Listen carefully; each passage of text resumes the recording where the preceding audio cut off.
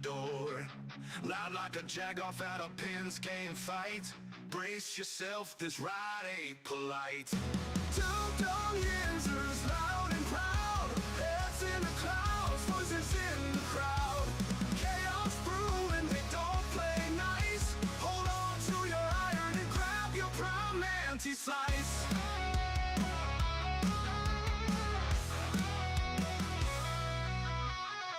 Tales from the burg with a hint of mayhem. Pierogi powered, nothing can constrain them. Knocking back stories like an icy cold brew. You never know what these two might spew. Dum Yinzers, loud and proud. Heads in the clouds, voices in the crowd. Chaos brewing, they don't play nice. Hold on to your iron and grab your prime anti-slice.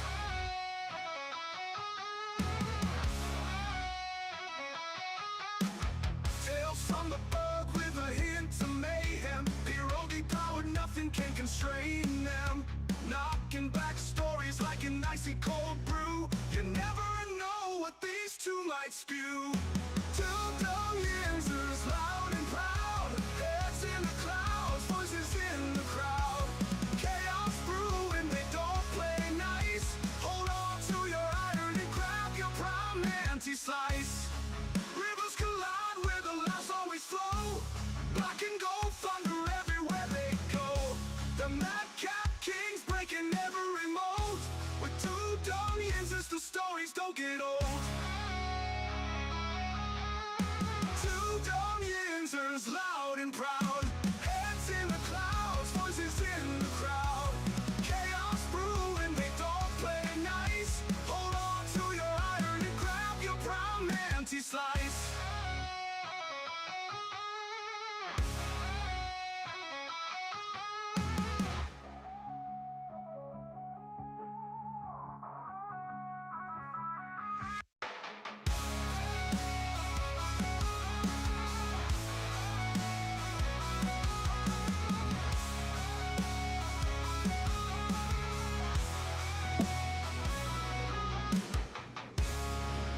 Good afternoon, everybody.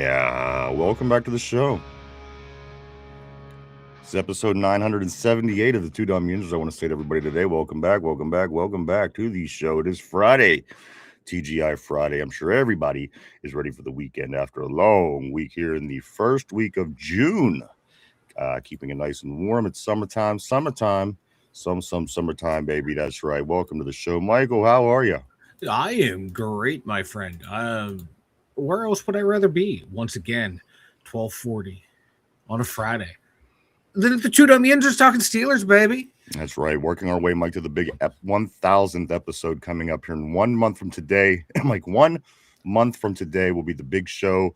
The 10th season will be starting. Mm-hmm. We'll be at the 5-year mark. We'll be at the 1000 show mark. Mike, we are halfway. We're almost there. Not halfway there. We're almost there. Working our way up, and we're getting there really fast. 1 month from today will be the big one. I got a lot of stuff planned for that. It is going to be a Friday just like today. We're going to get together and have a lot of fun right here on the show as we do get ready to head into the summer break, Mike. But it's going to work out just fine because after summer break, we're going to come back. It's going to be right there in mid-June. It's going to be 2 weeks to the start of training camp at St. Vincent College in Latrobe. Very excited, Mike, to come upon this time of year. Again, June, kids are off. It's getting warm. Steeler talk is hot, baby. We're back. Yeah. And a lot of things to get into today. I want to say to everybody, welcome back to the show. Guys, our Pittsburgh teams, get this, Mike, since the beginning of last weekend, we had the big weekend last week with the Pirates, the Passion, and then also the Riverhounds. They all won every game. And all the way from that point till now, all of our Pittsburgh teams, including what's going on there? Jamal says YouTube link. I'm not sure what's going on, Mike. It seems. Yeah, I'll get the link for the regular feed up for Jamal. Okay, good deal. But Mike, we do have a lot going on as far as our pro and our low pro teams go this weekend, Mike. But I was about to say, from last Friday to now, all of those teams having a combined win amount of 10 out of 10 games altogether, 9-1. The Pirates were the only loss in the game that they led up. A lot of runs late in the game a couple days ago, and they lost. But Mike, they won every other game they played since then. Also, the Riveters were back at it during the week. They won as well, and it's going to be heavy going into this weekend. Let me cover some of this as we do get started. To kick off the show, Mike, the Pittsburgh Pirates do win the series over the Astros yesterday, 5-1. They win the game. They win the series 2-1. The Pirates improved to 34-29 overall in the division, sitting in second place. They'll be back at it today, starting a new series in Atlanta before they head up back home to face the Dodgers to start next weekend. This will be a 3-game set throughout the weekend. The Braves will be hosting the Buccos. Game 1 tonight. Mitch Keller will be on the hill for that. But I do want to say one thing about the Buccos, guys. Do jump on, even if you're not Pirates fans, just if you're fans of the show and you don't follow baseball, swing over to MLB.com or Pirates.com and vote for the Pittsburgh Pirates to get them into the All-Star game. The thing about it is they are really good this year, Mike. They're not going to get any recognition because they're generally not good. Yeah. I think there's certainly some players on this team that deserve to be there that might not make it. So do jump on. It takes just moments. You could vote up to 5 times a day, all the way up till the end of June. Get on and vote Pittsburgh Pirates into the All-Star game. Again, it will help us. It will help me, if anything. Well, it'll help make Ryan feel a whole hell of a lot better about himself. So damn sure you better be fucking voting for him. Also, I'm looking at you, Jamal. You personally better be doing it. Let's go to also, Mike, a few other things going on this weekend as far as our Pittsburgh squads go. Right here is the Pittsburgh Riveters. They did play a couple days ago, Mike. They will be back at it this weekend as they will be hosting Flower City. That game's at 3 o'clock tomorrow. Also, the Pittsburgh Riverhounds, the guys, they're soccer brothers, if you will. The Riverhounds, they'll be playing at Charleston Battery with a 7 o'clock start tomorrow.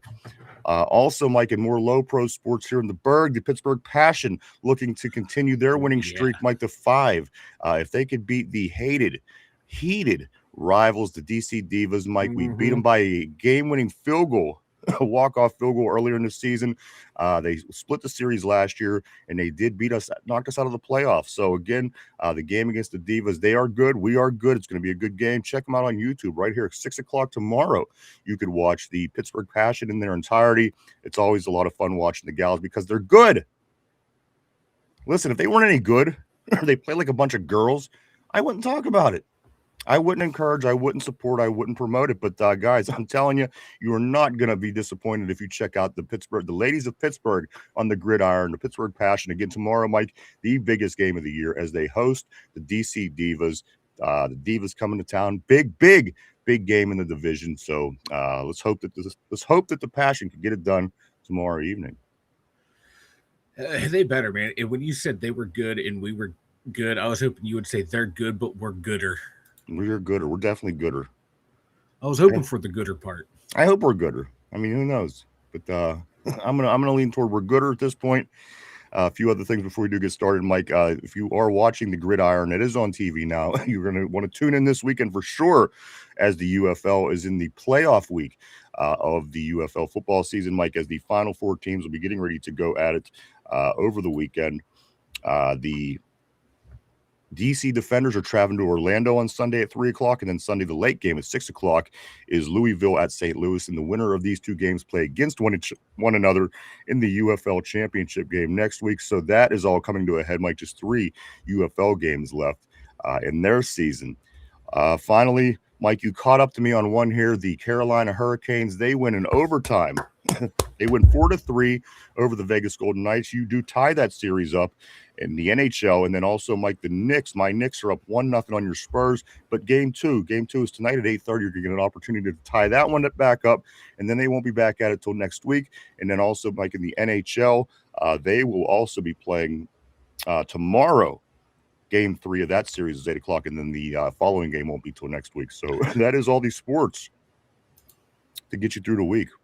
Dude, I'm so happy my Carolina Hurricanes were able to come back and tie it up, because I did not want that series to start 2-0 in Vegas's favor, because I think if they got up 2-0, this would have been a quick series. Now that it is evened up, I think the series might go for a while. I love when the final series goes 6-7 games, build the drama, build the tension. It makes it more rewarding to watch as a fan, and probably as a player too. It's probably more probably more stressful for them, but more rewarding for a fan to sit there and watch your team win in a game 7, to know they had it.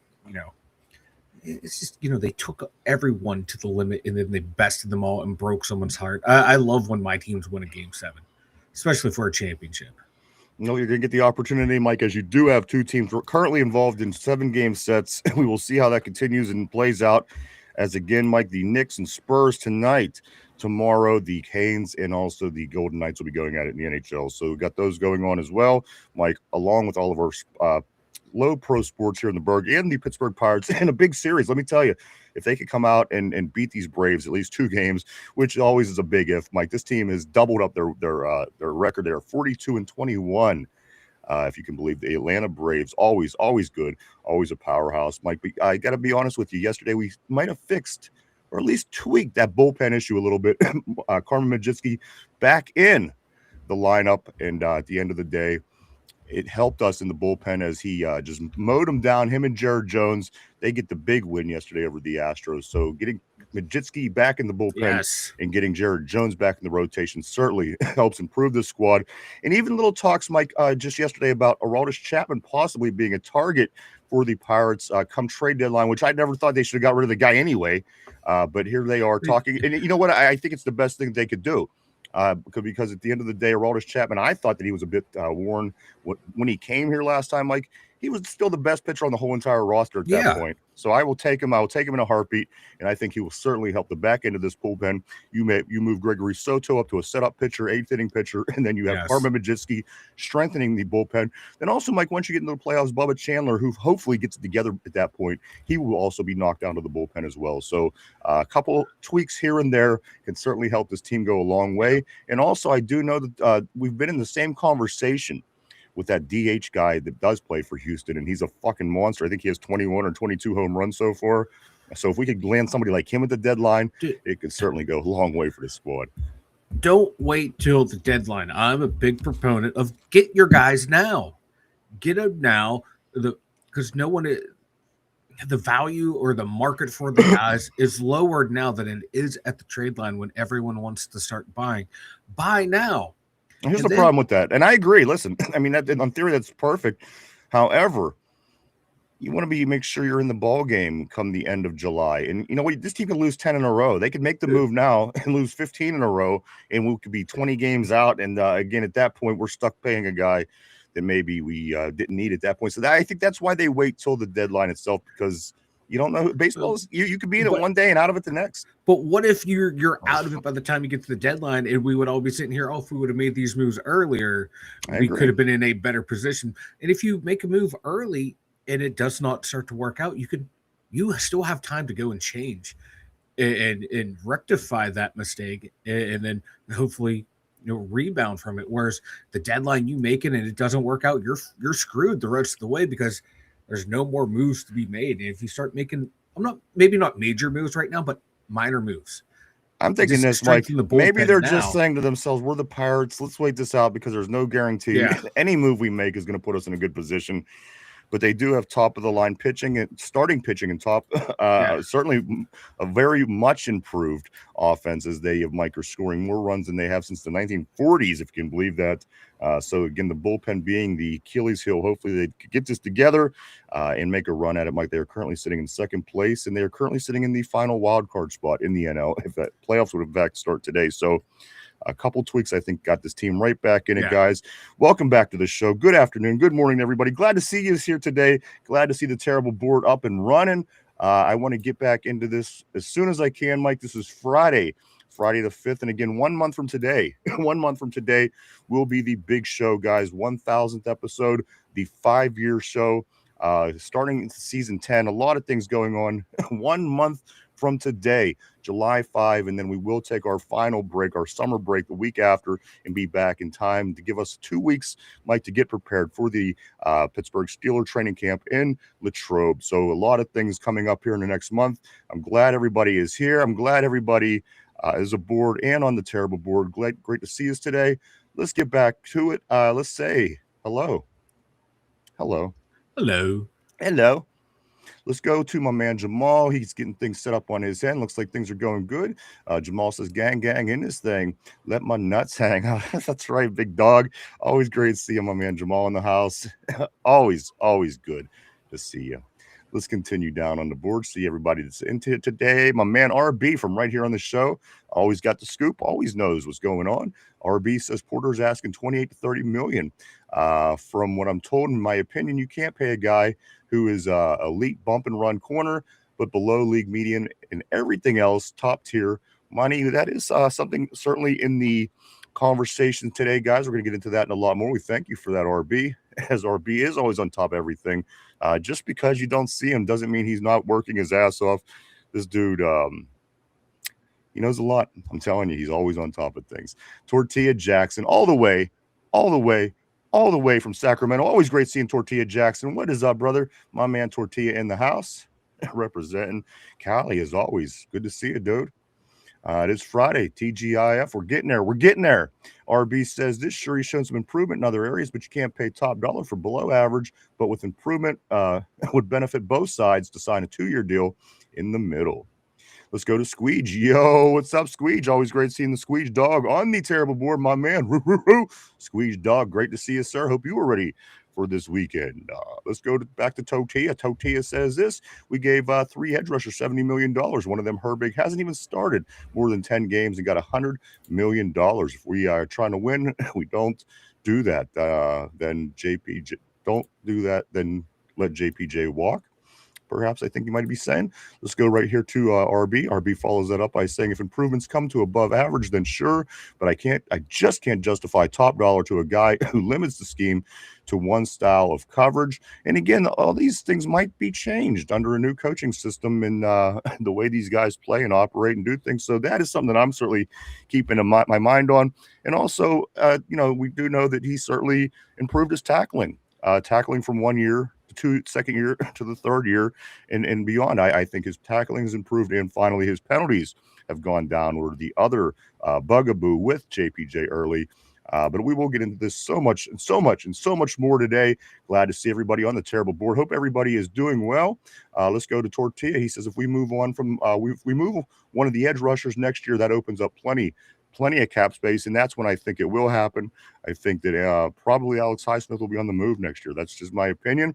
But my opinion, like, sometimes it pops in and out of spotlighted situations. I'll get back to that in a minute. I used the term very heavily over the past 2 days, and I noticed a really, really fat man here in Pittsburgh decided to use the same exact term on the same exact day that I did, just an hour. A coincidence? Possibly. But I'm just going to leave it at that for the moment. Let's get also, Mike, to Tortilla. He says this: even fans who aren't Steeler fans know JPJ is an above average corner. And again, you could always argue that the guy's never let up a touchdown. I think that kind of keeps him somewhere, certainly moving himself up the ladder as well. Let's go back to RB. He says, Tortilla, it will be in long term, but in present, there will be a cap penalty. I do want to say what's up to Jello Donut. Always great to see you on the board. Always making me hungry this time of day. Jello Donut, Mike says this. I seen some type of stat yesterday showing JPJ is the second best corner in the league. You know, and if he's not in that top 5, he's certainly getting close to cracking it. This is one of my notes I have today. We're going to get into real here soon, here shortly, guys. Tortilla says, like, we have to make a move to free up space now. No, what I'm getting, Tortilla, is this. There's going to be a lot of reconstruction to other people's contracts from what I'm reading this morning to get this JPJ deal done, which is why this is the last deal amongst the big ones, seemingly at this point. But at the end of the day, Mike, this is what I'm understanding from what I read this morning. There's got to be reconstructuring and other things done. Again, as we mentioned earlier on the show, this is a bit more complicated than the Herbig and then also the Darnell Washington contract extensions from earlier this week. Yeah, if there's some people you can move money around with to free up money if he wants, paid this year too, like a little bump in the salary this year, or even if he needs money next year. There's ways to move money around in the contracts. And remember, if we cut someone, you designate them a June 1st pay cut or post June 1st pay cut. You can spread the dead cap hit over 2 years. So that's a tool that can be used. So, like, if Dean doesn't fare well, you can cut him and you can spread his $8 million dead cap space over 2 years. Or if Jalen Ramsey falls off a cliff, I think his dead cap space is like 19 million, but you spread that over 2 years, it's more bearable that way. And there's ways to free up money. You never know, Cam might retire and stuff like that. So there's ways to get money. Omar Khan is a wizard when it comes to the cap, and like this team would be stupid not to extend an elite corner unless their big thing they want to go back to like a Blitzburg style defense. Yeah, so we will see a lot to keep our eye on there. Let me jump right back on, Michael Tyrone, my man Tyrone, the GOAT Tyrone. I know I hate when I get that wrong because he is the GOAT. He deserves to be called the GOAT. Tyrone says, this RB, shut up. He's worth 28 to 32 range. He sounds stupid. It sounds like this might be a heated Friday. Who knows, guys, as it is heating up outside in this moving into summer, Mike. It's technically not summer yet, believe it or not. We still do have a couple weeks before we can make that claim, but it does seem to be heating up on the board today. Mm-hmm. Let me jump over here to I know I recognize the name, Robbie the Ford. I've seen before. Let's see what he has to say on the board today. He says, I sure as hell hope they can clean up Heinz Field Stadium bathrooms. Last time I was there, piss smells everywhere and people just pissing everywhere. Sounds like Pittsburgh. Sounds like my type of day, but you know what? I don't know. The thing is, I can't make an opinion on that one way or another, Mike, because I thought that 3-4 years ago when we were getting bad grades on that particular report, I thought it would improve, but it hasn't. So at the end of the day, I don't know what to tell you, Robbie. I hope as well that it smells less like pee. There's not much we could really do or say about it, unfortunately. Let's go here to Tyrone. He says this 0 touchdowns in 3 straight years. I mean, come on, that's argument numero uno. Also his improved tackling, also his improvement on penalties. And Mike, and again, 3 years, no touchdowns. Yep. That's got to put you in some kind of category. Say what you will. Yeah. I mean, he's on the top receivers almost every week.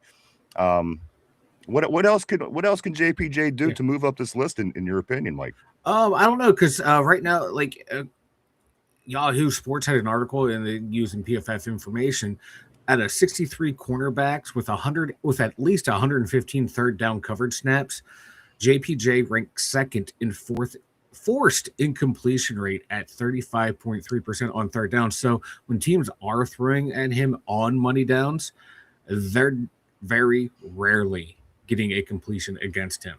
For me, that is the definition of a lockdown corner. I know people want to talk about his penalties. They've gone down. 56 penalty yards last year. A lot. Yeah. And so it's I don't know what more the guy can do. Deion Sanders was not a tackler. Like if my number one corner is not exactly Deion Sanders either, but but my number one corner, if he's locking guys down, Mike, his tackling numbers are going to go down. Does Cody have it right? Does he need to get some interceptions to change this conversation? That's the only thing right there is going to be his interception rate. Yeah.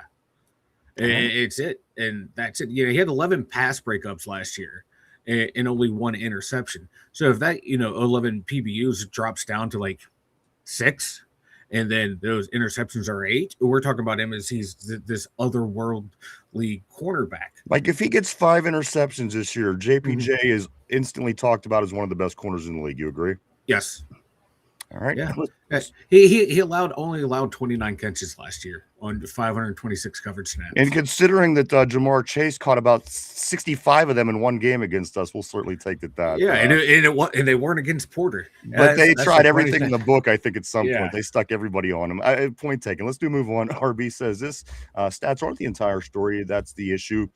He's elite, maybe the best pressed man corner, but he's not very good in the run support, tackling, or any sort of zone or bell coverage, which limits schemes. It's an interesting take, but again, under new coaches and under new coaching schemes and different defenses, we may see something different. So that's where I'm holding my reservations there.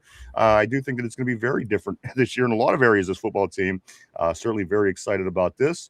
Tortilla says, man, as soon as we let JPJ go, he'd learn how to catch. He would lead the league in interceptions. I'm sure. I'm absolutely sure of it. Let's go back to Ty, my man Mike, also with the Tyrone. and also Tortilla Combo. Let's go right here to Ty. Ty says Herbig got 25%, 25 per year and was back up. LOL. He's done nothing close to Joey Porter Jr. He's getting top 5 money. So it's going to be. And here's the thing, Tyrone. We were talking about it yesterday. It is the more complicated contract of all the contracts they dealt with. So I'm not surprised at this point. This is what's happening. And as I said earlier, I'm reading this morning, Mike, that reconstructing other people's contracts is going to be necessary to get this taken care of. So again, it's no surprise to me. I would certainly be patient. I'm not being unpatient. And again, I'm going to tell you how a very fat man here in the Steel City says something that I've been saying for the past couple of days, and he made it sound like it was the best idea he's had since sliced bread. But I'll get to that in just a second. Let's go right back here to RB. RB says Tortilla, not necessarily. He says you can back her midloaf something, but by the sounds of it, he once paid now and early. Tyrone says he got way better at tackling. I couldn't agree with you more. Also, he says this. He goes, I don't know what you be watching, LOL. You just always hating on him. Let's go here. Tortilla following up Tyrone. Tortilla is saying this. Mikey says, I'm going to be pissed if we choose Herbig over JPJ. As agree, he is probably going to get overpaid. That's the name of the game. You ain't kidding. I couldn't agree with more, guys. Maybe the whole league is probably a little overpaid. But you know what? We keep going and filling the stadiums. So at the end of the day, maybe they're not. Maybe they're right where we think they should be, guys. But again, I think patience is the essence here. Again, with JPJ, it's just not something that you could throw together overnight. I think they're going to try to take care of Benton, get him figured out, Mike. And then again, also there's got to be reconstruction on contract. There's got to be at the end of the day. And come on, he's not going anywhere. I don't think. Again, I just can't imagine. That's just again my opinion, Mike. But JPJ not being here next season and beyond is. It's out of my area of thought. Yeah, for the longest time, we've been chasing a true lockdown corner. We get one, and then we reward a backup linebacker and a backup tight end. Don't get me wrong. I like both those players. I think they are both part of the future. But, one of the top 3 positions in the NFL is still cornerback. You get one of those, you're golden. I understand, you get to the quarterback quick and, your corner doesn't have to cover long. But as we've seen here in the past, when your rushers cannot get home, you better hope you have a good back end. And why piss off and potentially let walk out the building one of the premier corners in the league? And he was advanced analytics number 2 in big plays against. So number 1 had the least most explosive plays against. I forget who that corner is, but Joey Porter Jr. was number 2. So he does not allow big plays against you. Why would you let that go? It's just crazy to me. It's not crazy because, again, it's still very early in this situation. If the fact of the matter happens and we just don't give the guy the money or say, you know what, we're not going to make a deal. The fact of the matter is people are freaking out because it hasn't happened yet. Yeah. And Mike, of course, I keep saying it's going to happen. It's going to happen. It's not if. It's when. I'll get back to that here shortly, but I do want to stay on the board here for just a few more. I don't want to get too far behind on this Friday. Glad to see everybody. TGIF. I know everybody's ready for the weekend, Mike. Here in this first week of June, let's stay back on the board. Somber says, "Oh God." RB says, Tyrone, who cares what Herbig got? The guys can confirm. I wasn't happy about that either. He wasn't. I can confirm that for sure. But overpaying for 2 guys doesn't make that right. When people might be saying that we might already be overpaying for another player or 2 as well. So again, heavy topic today, as you see it on the thumbnail. I do believe that's on the thumbnail. Yep. JPJ will be a heavy topic for today. Again, in my opinion, Mike, I think that people are just kind of freaking out. I think it's going to happen. Again, I just, I don't think that it's not going to happen. So again, at the end of the day, I don't freak out because again, that there's going to be a lot that's going to go into this actual contract being drawn up, made, and signed. So again, I think it's still premature to get worked up over this right now. Again, maybe if we are kicking off in September and nothing has been done, or we're through the season and nothing's been done, or any of these other kind of options, I think then we could start freaking out a little bit. Right now, I think it's way too early, but I get it. Especially Tyrone, a big fans of JPJ. I am as well. Listen, I love 53 guys that wear black and gold when football season starts. So I'm on board. I want him here, and I do believe he'll be here. And again, Mike, they made these other big moves. I can't imagine they let their lockdown corner go. Again, that's my opinion. Let's move on. Corey over there, Don't Drink That, says this. Hello, people of America, and Tater, I guess. My man Corey, always great seeing you, sir. Awesome podcast Corey hosts. It's called Don't Drink That. Go check it out right here on YouTube. If you love conspiracy theories like I do go check it out. Corey has a little something for everybody over there, and he's also has polls and things like this. If you want to see different conspiracy theories, get on, participate with Corey. I think you will be excited and have a lot of fun with what he does over there. There's ample material and content. Let's go to Tyrone. Back to Ty. He says, not even overpaid Tortilla. He's way more proven. Lindsay, always great seeing Lindsay in the house. And you know what? I'm happy today to see Lindsay. You want to know why? Because she walked right into a TJ Watt war yesterday. And today's not going to be a TJ Watt debate. And I'm happy. I want to see Lindsay happy because, you know, she comes in. We know that's her guy. And we're in the middle of going at each other's throats over this. And I thought, you know what, poor Lindsay. So I'm glad you're back. I'm glad you're here to enjoy the show. I hope that we don't upset you today. And again, ultimately, at the end of the day, I just want all these guys to play good. I don't fucking care at the end of the day. As long as TJ's doing what he does, helping us win, and JPJ, and Darnell Washington, and Nick Herbig, and everybody else. That's all I really want at the end of the day.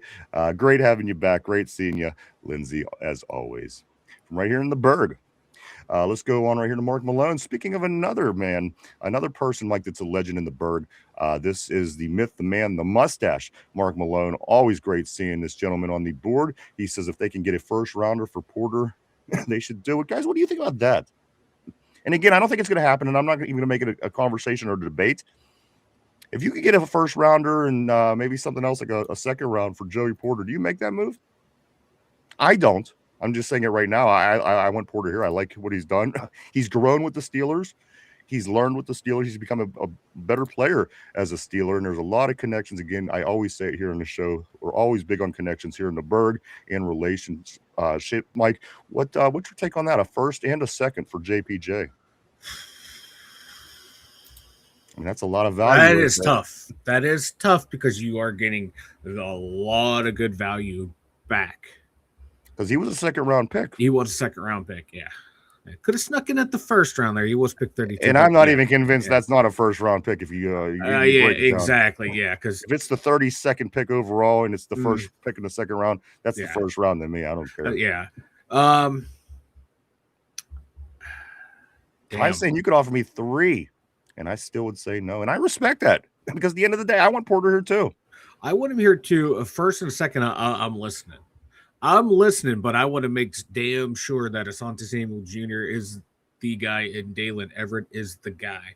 But a first and a second, that is tempting. But if you think someone's going to be the future here for the next 5-6 years, go with them. Keep them here. Like I do want to say, but you got to listen. You got to listen. Now, if he was at the tail end of his career, I'm pulling that trigger. Lindsay says 3 first rounds. I'm in. Oh, yeah, three first rounds for any player? I'd give Joey Porter Jr. and Mike's whole egg bag all for 3 first rounds with no questions asked. No. What did you say about Mike? What bag? I also do want to say, Kenny, I want to welcome Kenneth Jones to the board. Kenneth says this, Mike, I'm only jumping up to the top for the comment, of course. I will get back down to where I belong. Kenneth says this. Welcome, Kenneth. He says that's ridiculous. Porter is a top 10 corner. I think he's complimenting him. That is what is being said there, though. I'm going to stay on the board. I'm going to stay in order, but I just want to throw that out there.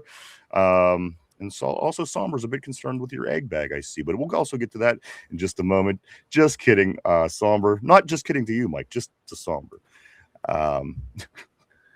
Let's go down here. Let's go to Tortilla Jackson, my man from Cali, says this. He says, at RB, I'm hoping Khan has some BS up his sleeve and makes it work. And these things I'm comfortable about.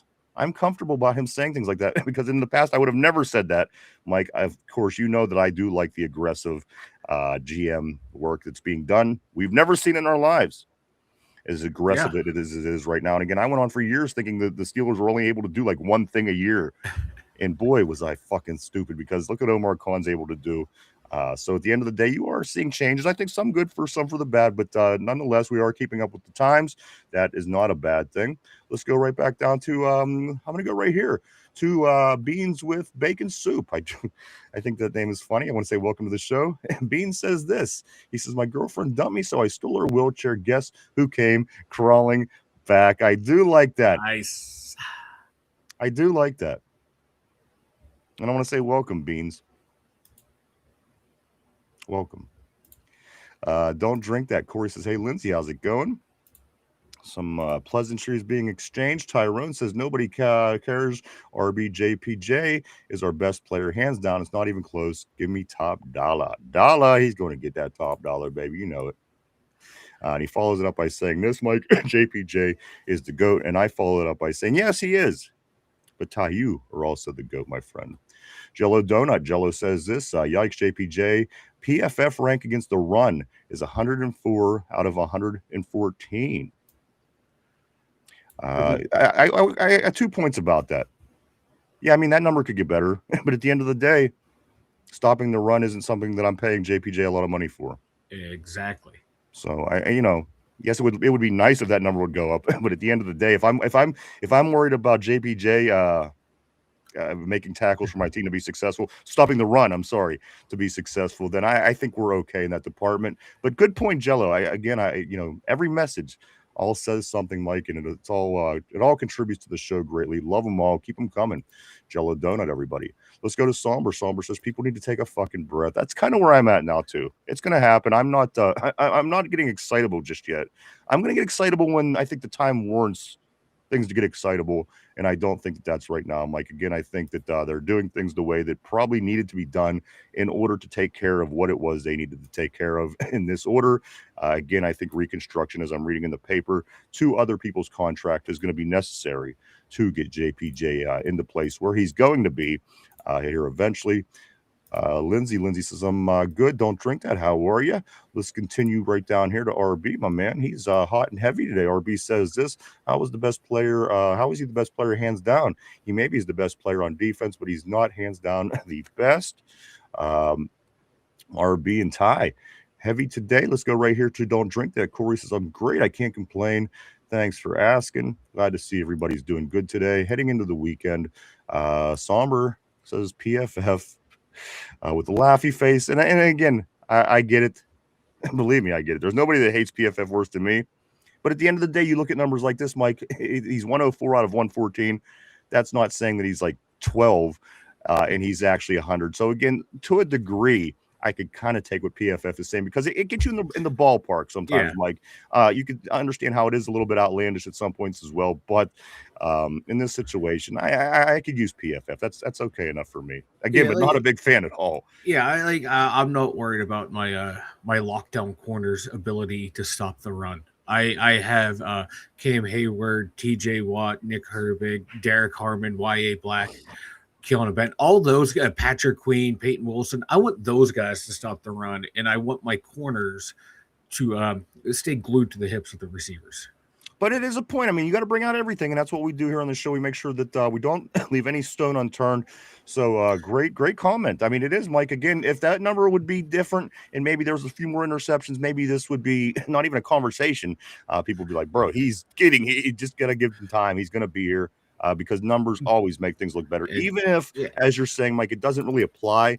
But you look at it sometimes, and you package it as a whole. His penalties goes down, his tackling is better, his interceptions are up, and he's helping on the run. Yeah. So again, not necessary or mandatory, but at the end of the day, can certainly add to value. I think is what Jello is heading with that. And looking up at some more stats on him.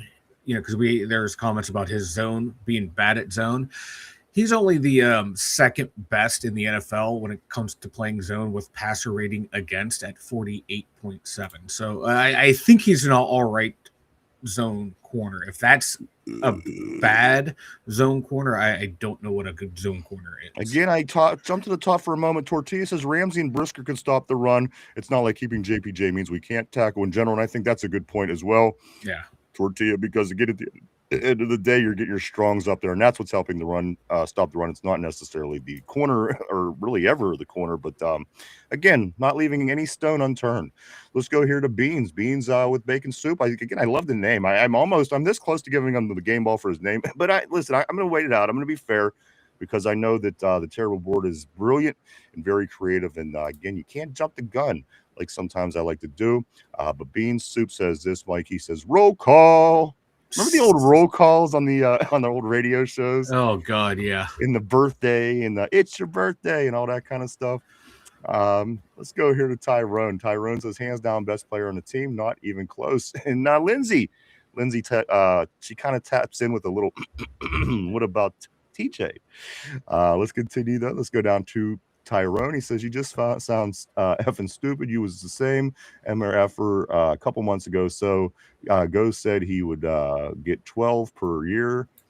Let's go here to Somber. Why is everyone freaking out? That's kind of where I'm at, Somber. I don't understand why the freaking out at this point. Again, I think it might be kind of on schedule, to be honest, because at the end of the day, Mike, I do think that other things have to happen in order for them to get JPJ's contract done, drawn up, signed. So I think it's all coming. It is all coming. And matter of fact, this is a good time, Mike. This is a perfect time because listen, perfect timing. So the past 2 days on the show, I kept trying to keep Ty off the edge. I see he's getting pretty close to the edge and he's getting ready to jump. Pretty close. But I'm talking him off the ledge by saying these words, Mike, and quote me if I'm wrong, or stop me if I'm wrong. And we have ample video to prove it, Mike. But over the past 2 days, I used a term here on the show that said this. I said, Mike, it's not the matter of if, it's just the matter of when. And I've been telling Ty this for 2, maybe 3 days to keep him at bay. Guess who comes out yesterday on his stupid radio show and literally uses the words verbatim just an hour after I used them on the show yesterday? A very, very fat man, Mike, a very fat sports guy here in Pittsburgh who eats with his ass open. If you're a fan of the show and you've heard conversations and us talk about this person, this big fat shish kebab of a fuck, Mike, just an hour after I used the term again yesterday and get off the air, Mark Caboli says this verbatim. It's not a matter of when it's not a matter if the deal gets done. It's just the matter of time. So again, this is a pretty wide, this has been said. I've heard this before, but God damn it. If it isn't something else being said on this show that goes straight to a Pittsburgh media sports show the same exact day, if it didn't happen 100 times, I wouldn't even be making a deal or I wouldn't even be making this conversation. And again, I'm not saying anything. I'm just saying it was awfully fucking funny that fat fuck up there, Mike, all of a sudden starts using this term. He could have been saying that a week ago. He could have been saying it at the beginning of the week. But again, Mike, I use it heavily the past 2 shows to help my friend Ty down off the cliff. And he shish kebabs it into his little fucking act up there. Yeah. And Mike, he does in fact verbatim say, I don't think it's a matter of if, I think it's a matter of when. Really creative on one hand. If it is, go ahead, please. I was going to say, like, this is, like you said, if it happened once, we wouldn't say anything.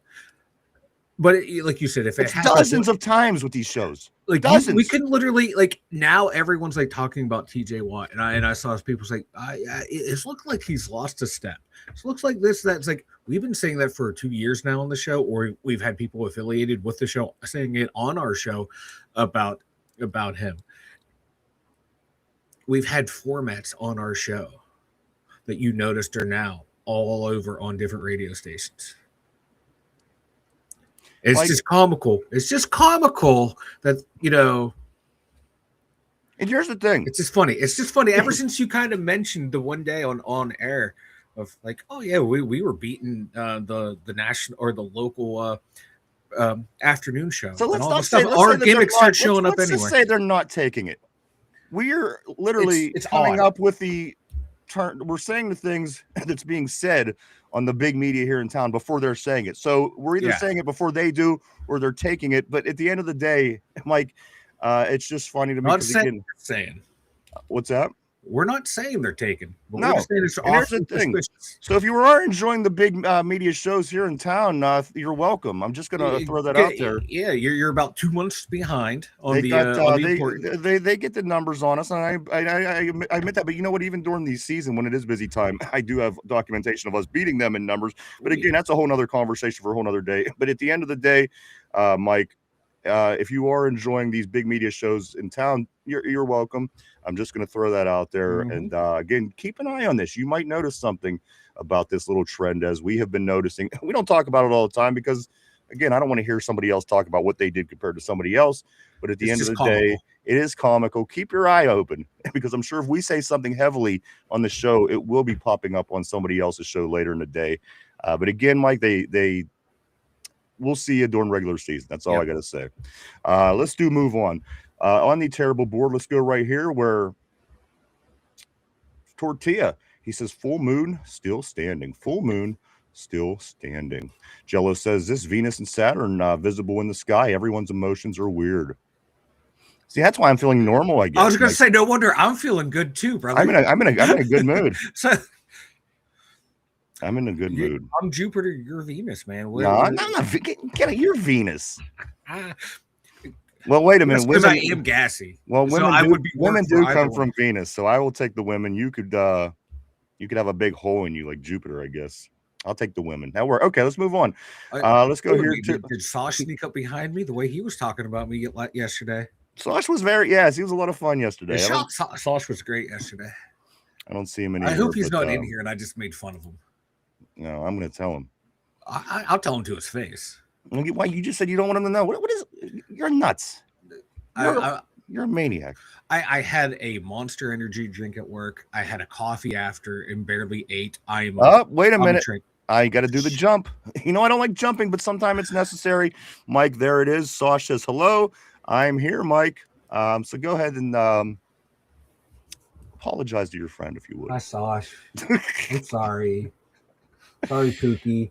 You two have been awfully fun lately. Awfully weird lately, but weird and fun. God damn it! We're gonna get down to Sosh in just a moment. Tyrone says, "Nah, now I'm pissed off.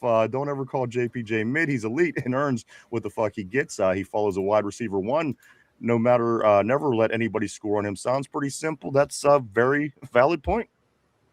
Very valid point, Tyrone."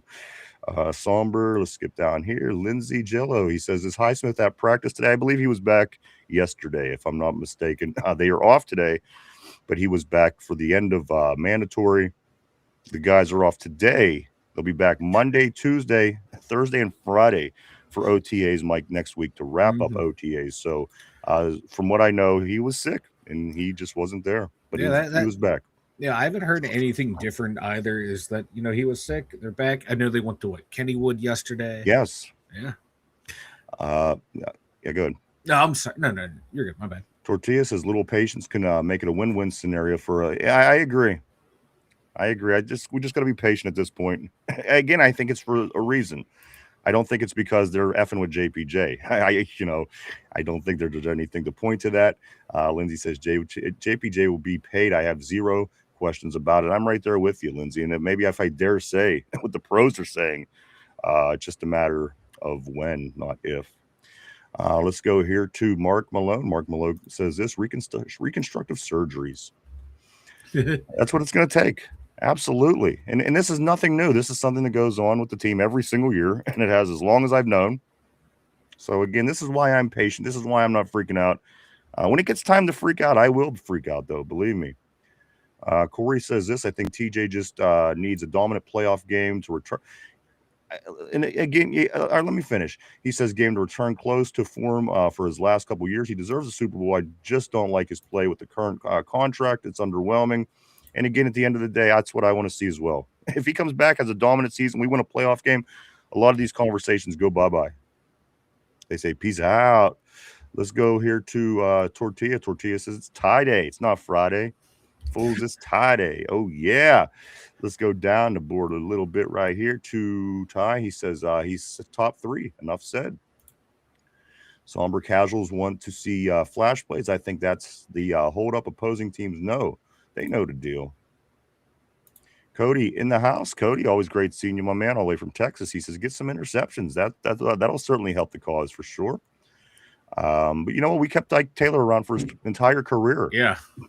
And I think I have more interceptions than he does.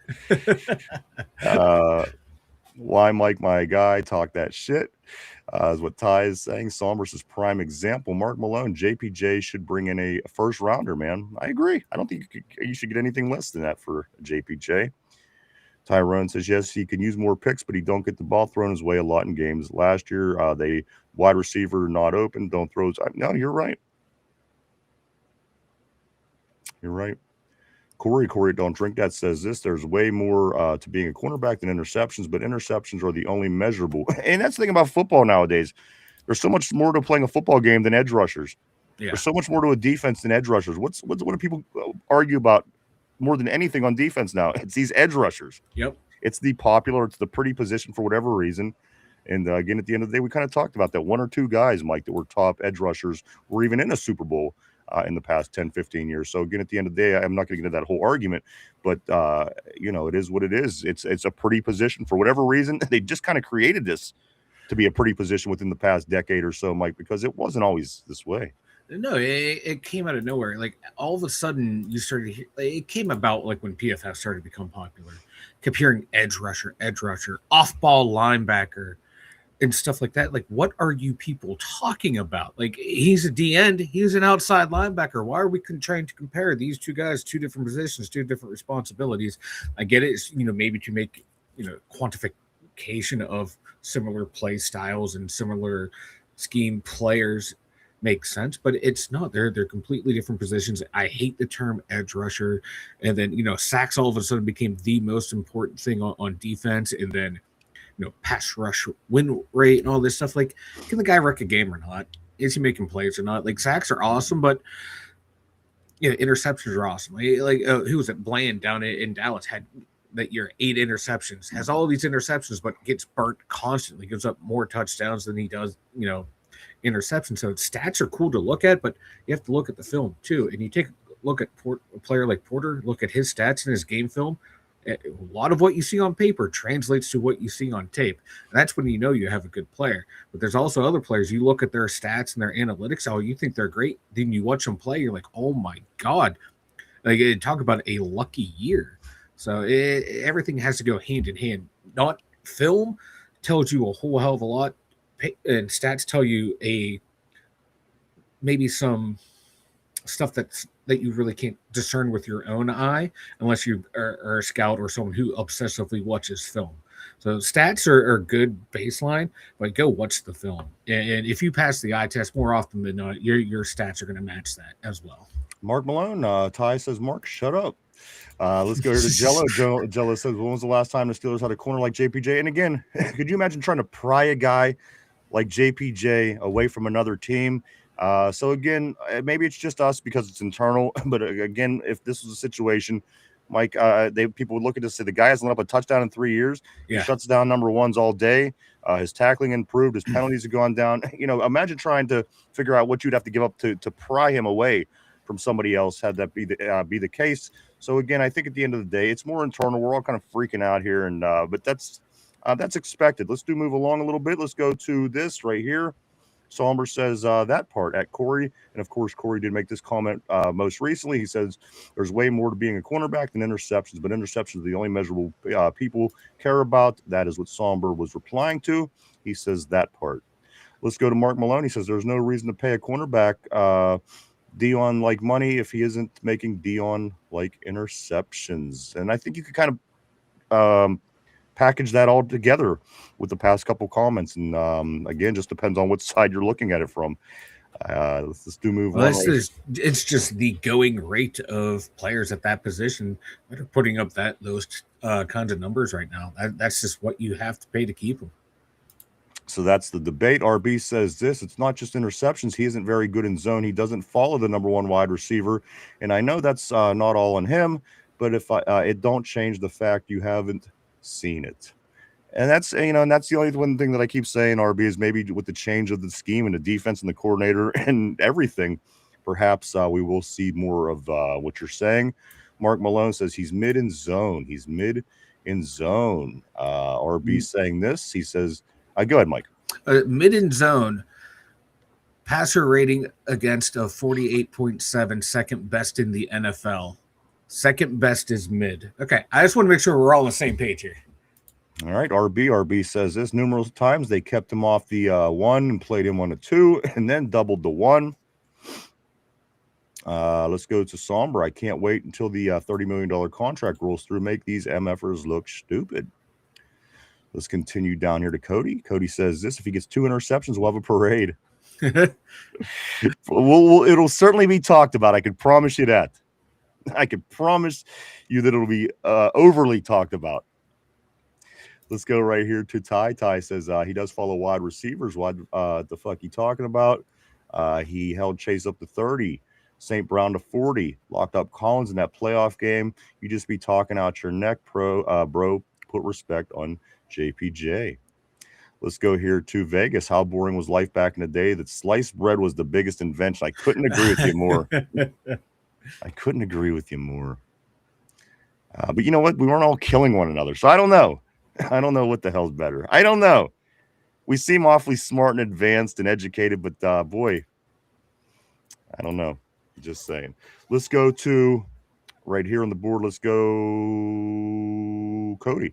Cody says when it comes to cornerbacks, interceptions are everything. And that kind of falls into that category, Mike, when you're talking about just things that are attractive.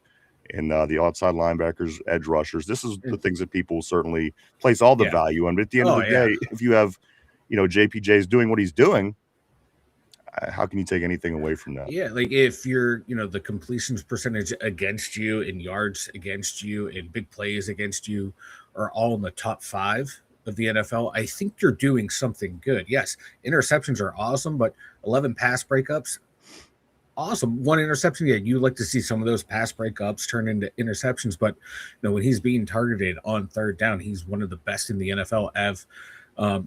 Was it 35.3% first? All right, let's scoot along. Let's go to right here, Tortilla. That's like saying sacks are everything. That's interesting. That's interesting. We could go so many ways with that, but I'm not today. As again, I promised that I wouldn't. Let's continue down here to Jello. Jello says this: you able to just shut down big plays or catches? It puts the quarterback throwing towards other wide receivers. Interceptions are about half, but not all. Mark Malone, he says Dean is a lockdown corner. We got him for the next 3 years. I think that's all the more incentive to keep Joey Porter Jr. Because if you have 2 lockdowns that are top of the food chain, I'd pay this money. I'd pay the money. This is a passing league. You got to be able to stop the pass. If you got 2 corners that are 2 of the best 5 in the league, I do everything it takes to keep him around. Mm-hmm. I'm just saying. Let's go right here to Ty. Ty says this: RB don't know shit about Joey Porter Jr. Stay in that lane. To use the same dude who said $12 million per year. After that, I knew you were slow as fuck. Lindsay, she says yes, it's going to happen. I agree, Lindsay. And again, I see where everybody's coming from, but I also see the writing on the wall, and I can't imagine this not getting taken care of. Tortilla, he says, hyper-focusing on sacks and interceptions got us back to back. Wild card losses. Interesting. It certainly didn't help the Jets either. I can tell you that, Mike. They got no interceptions. And Zero. That team was, really, really great. Like, a defensive lineman, just standing there. Sometimes they just fall into their laps. Right. These guys couldn't even get that. Like, how bad are you? Let's go here to Don't Drink That. Corey says, just playing devil's advocate, but why do we use positive PFF stats? I have the perfect answer for this. Let me get through the question. Why do we use positive PFF stats when making our arguments, but discredit the stats when they shit on us? I think JPJ is elite, but PFF seems wildly inaccurate. That's what people use it for, because here's the thing. It's a notable source in a sense.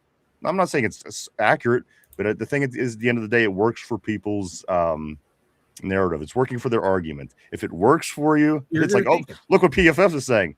But if it doesn't work for you, it's like, PFF. So at the end of the day, I don't like it. I certainly don't base a lot off it. But again, sometimes if it helps my argument, I will be, I'm human. I'll pull out that PFF stat. I'm like, look, right here. And but at the end of the day, Mike, you've known this for years. I'm not a fan of PFF at all, actually. No, you really aren't. And like, I like more of their advanced analytics. I don't like their grading system. I like looking at their analytics that they track. I think that's where their bread and butter is. I think that's where their sweet spot is.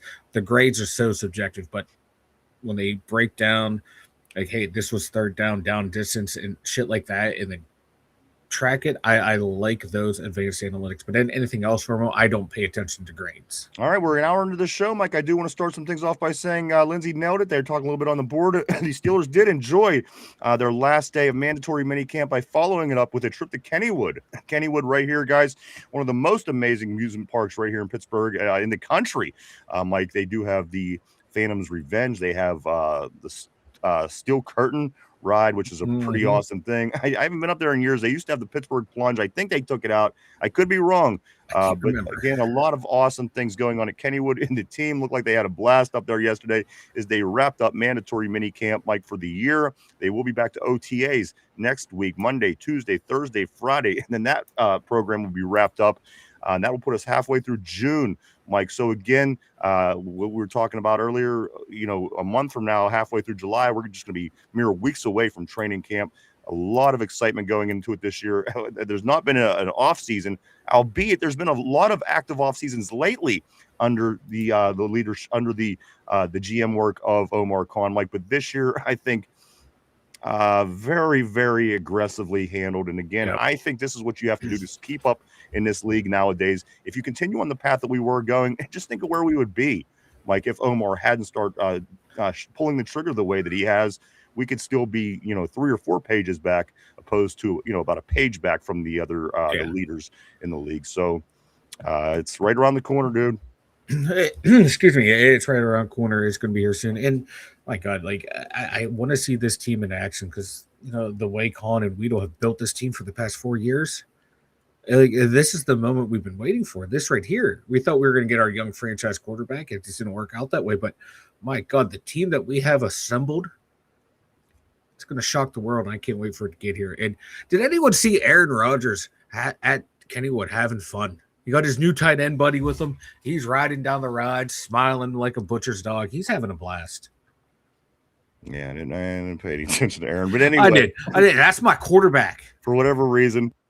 I'm rocking with Aaron because Aaron's rocking with us. Mike is watching a 45-year-old man play on the amusement rides. But anyway, whatever. Because we do have to move on. I'm on the fat and I can't enjoy it. Let's go right here, Mike. A few things before we move forward. I am going to say Jamin Davis, Mike, he was signed to the team yesterday. I think ultimately we're talking about who may be your cuts this year. This may be the foot that goes on Malik Harrison's ass at the end of the day, Mike. Bringing in Jamin Davis, being a former first-round player, number 19th pick overall, I do believe, back in 2021. If he could get up there and hit, in his second, third year, he put up really good numbers. Of course, the past few years, some issues. I think injuries might have got him. But if he could step up and do what he did in his second, third year in the league, Mike, this might be the foot that pushes Malik Harrison right out the door when it's all said and done. Because, again, you can only keep 91 guys when it's all said and done, Mike. We will have to wait and see, but possibly this makes Malik Harrison one of my surprise cuts this summer. It could be. Like, I really loved oh my God, I just brain fart on the linebacker that we just signed, and you just said his name. But I really liked him when thank you, Jamin Davis. When he came out of college, I thought he was going to be a damn good player. And those first 3 years in Washington, my God, look at the stats jump off the page. Then all of a sudden, like you said, the production died, injuries, it just derailed his career. He looked like he was going to be a damn good player for a long time. Hopefully, he can come back in and show something. But I'm not holding out hope. But if he does, it might be the battle between him and Malik Harrison because Malik Harrison didn't show a whole lot. I agree. And if we can get something out of Jamin Davis, maybe if he's eligible to sneak him in on the practice squad, have that old wily vet there in case we need him. I think Carson Bruner is going to be the one that supplants Malik Harris. All right, there you go, Mike. We will see. Again, they bring in Davis. I think, again, if he could show any signs of being that player that he was, 3 years ago, I think he has a great shot of winning the job, and ultimately that's what this part of the year is about. It's about winning jobs. You have 91 people, and you can only keep 53. So again, this turns interesting for sure. Let's go on here about a few other things before we do get back to the board. I'm going to stay on where are we going to go, Mike? I'm going to stay on the offense for right now. We will go to the defense. Sports Illustrated ranks Rudy, Mike, Mason Rudolph amongst the NFL's worst backups. Sports Illustrated ranks Mason Rudolph amongst the NFL's worst backups. Oh, Mason. Yeah, I still believe in you, Mason, as a backup. I don't care what SI says about you. They just fired Mason. Mason takes solace in the fact that they fired a bunch of people, and I think they fired him because they disrespected you, brother. And didn't we get rid of Mason, but he came crawling back anyway? But that don't matter. Right now, when we talk about Mason, it's all about vibes and feeling. Okay, we don't need facts. We don't need researched articles about him. Mason's my backup until proven otherwise. But yeah, I saw that too, and I'm like, how many backup quarterbacks can we name off the top of our heads? I don't know a whole lot of them, so it's hard for me to gauge how he compares to. I was confident when Charlie Batch came in. That was a backup quarterback that I used to be confident when he came in. Yeah. I don't know. Mike Tomczak. He was a successful starter. No, a quasi. He was a terrible starter in Detroit, but Chad, was Detroit. I'm sorry, Charlie Batch. Man, Mike Tomczak really had a great career as a backup. Yeah. At the end of the day, Mason's not doing anything to write home about. He's been a solid piece. He's there. He shows up and does his job. I guess at the end of the day, it's all you could ask for sometimes. But also that being said, Mike, Pat Freiermuth, excited. Mike, now albeit everything that happened last year, Pat Freiermuth excited to have the same quarterback for back-to-back years. I think I don't remember how close he was to the end of Ben's career, but Mike, it's been since we have seen back-to-back quarterbacks starting the same quarterback start consecutive years. Pat Freiermuth, albeit Mike, he didn't have the best season last year playing alongside Aaron Rodgers, but he is happy to see a quarterback. How far do you think this goes for winning football games, Mike? Again, we've kind of been playing it by year to year, different quarterback to start the year. We continued to play 10-7 football, make the playoffs and lose. How much value do you put into bringing a quarterback for a second time around, a second rodeo with the same group of guys? Now, again, coaching situation is different, but being familiar with players, also a lot of guys being brought in that knows Aaron through Mike McCarthy's system in the past and things of this nature. So again, Mike, how much value do you put into him getting the nod for 2 years in a row? I think it's huge because talked about it the other day about the chemistry between Aaron and DK. You can see it now. It's so much better from last year to this year. I think a huge part of that is they've had a whole season together. They know each other now. They know each other's tendencies. They know what they're looking for.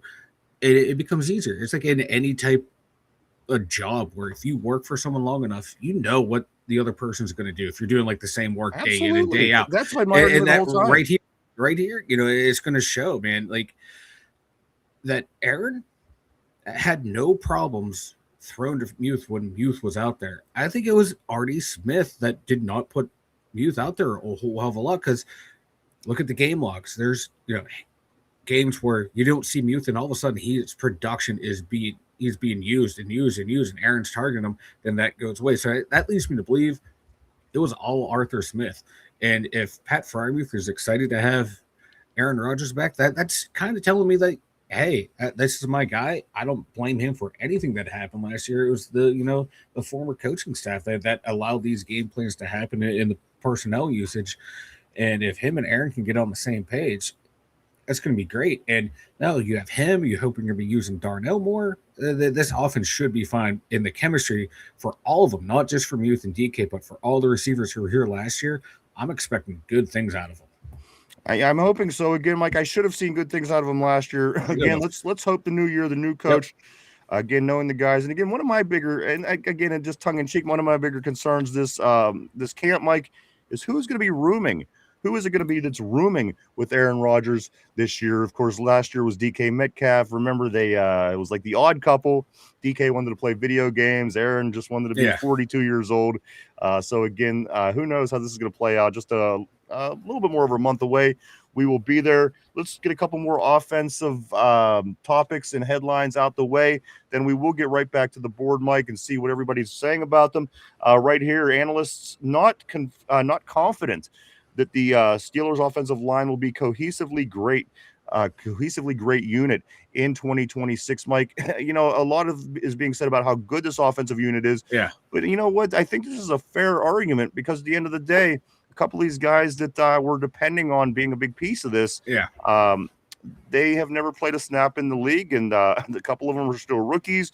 A couple of them, you know, the pieces ultimately seem like it's going to be a good thing, but it's still really early in the process for the offensive line for the most part. We have 3/5 of it, and we're still trying to toggle and move guys around to figure out how to fill out that offensive line. So ultimately, at the end of the day, Mike, maybe this analyst is, you know, we're kind of seeing things through black and gold colored glasses.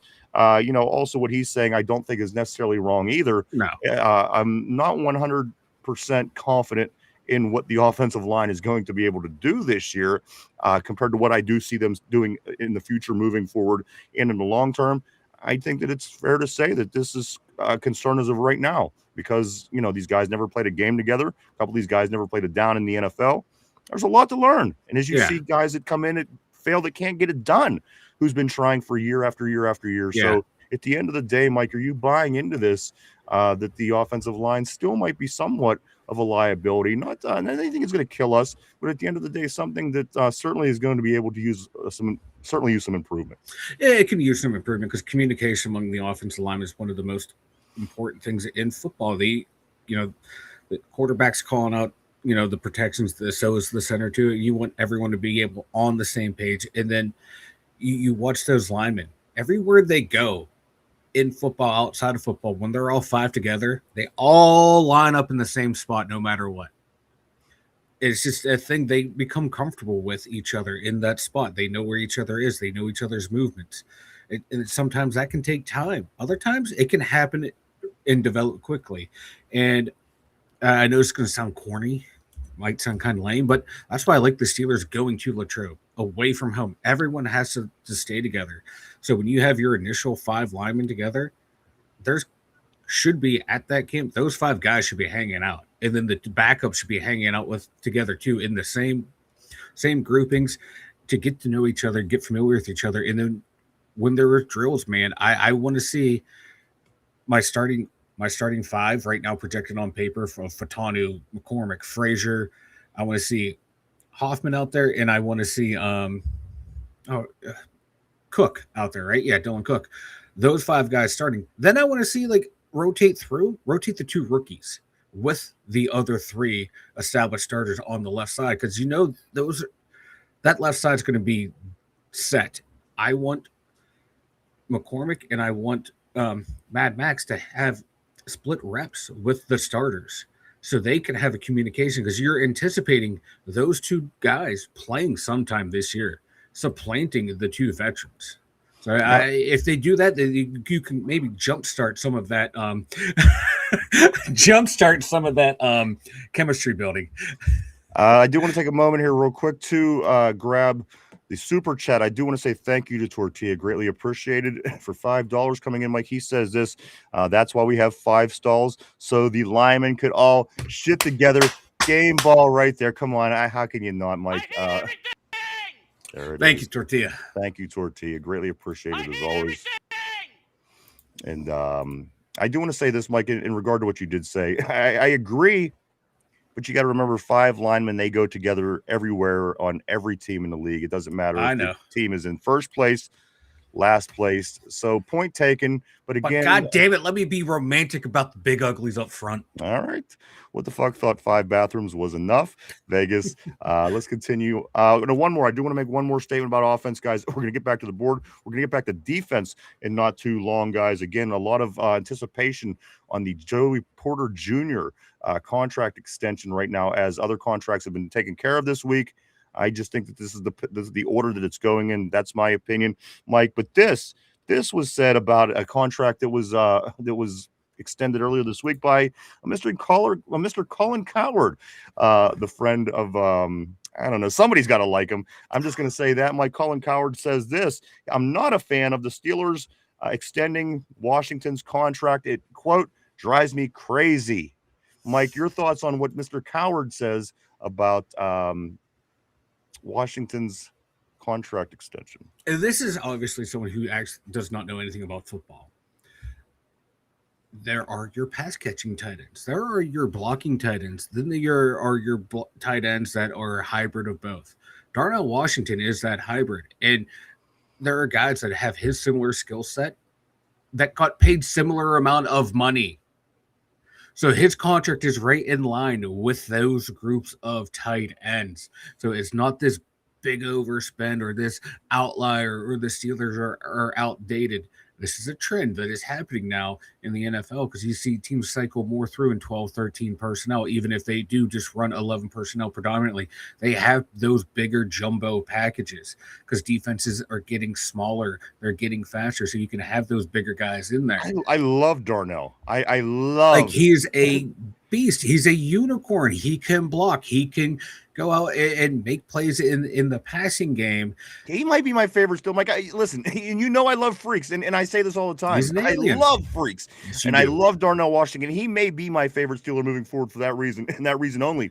Mike, but being said what you was saying, Colin Cowherd, again, he falls in that category that, you know what, he isn't really about making you happy as a player or as a fan of your team. Mm-hmm. He's about getting his show, getting people to pay attention to him. Mm-hmm. And at the end of the day, this was another one of those takes as you get from Colin Cowherd pretty consistently. A lot of times it gets our attention because, again, you know, he's making comments like this, and it's about the Steelers. But at the end of the day, Mike, it's all about getting you to tune in. That's his name of the game. It's not about knowing the game. It's not about learning anything. It's not about being anything.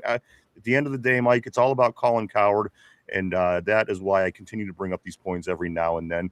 Finish your point, Mike. We're going to get back on the board. No, Colin Cowherd, like, he very, very rarely has an intelligent sports take. You just, my God, he sends out the worst takes ever, and people will just have receipts for days for him. You know what he's going to do tomorrow? You're going to hear him talking, and he's going to say the Joey Porter deal. It's not a matter of if; it's a matter of when. If. Let's go, Mike. Two things I do want to say real quick before we do get back to the board. Cam Hayward makes this comment, Mike, yesterday. He says it's time to put ego aside. Yes. You've only been in the league for 43 fucking years. Now it's time to put ego aside. Now, again, I'm not picking on him, but now TJ admits that he was being stubborn. Don't you see problems that has been lingering in this town? And again, I'm not going to point fingers, but I'm just saying I'm glad to see the things that people are saying, Mike. Cam Hayward says it is now time. It's now time to put egos aside. Your thoughts? Earlier when I laughed and you said, do you have something? That's what I was laughing at because I was just, doing my, normal checking Twitter, making sure there's no surprise updates. And that popped up there and I knew you probably saw it and we were going to talk about it. So yes, I saw it. I laughed immediately and more or less the same thought that you had, like, bro, you got the biggest ego on the team. Like, when you have, like, Aaron Rodgers on your podcast last year looking at you go, it's not always about your money. God damn, dude. Like, dude who just met you is already calling you out on your ego.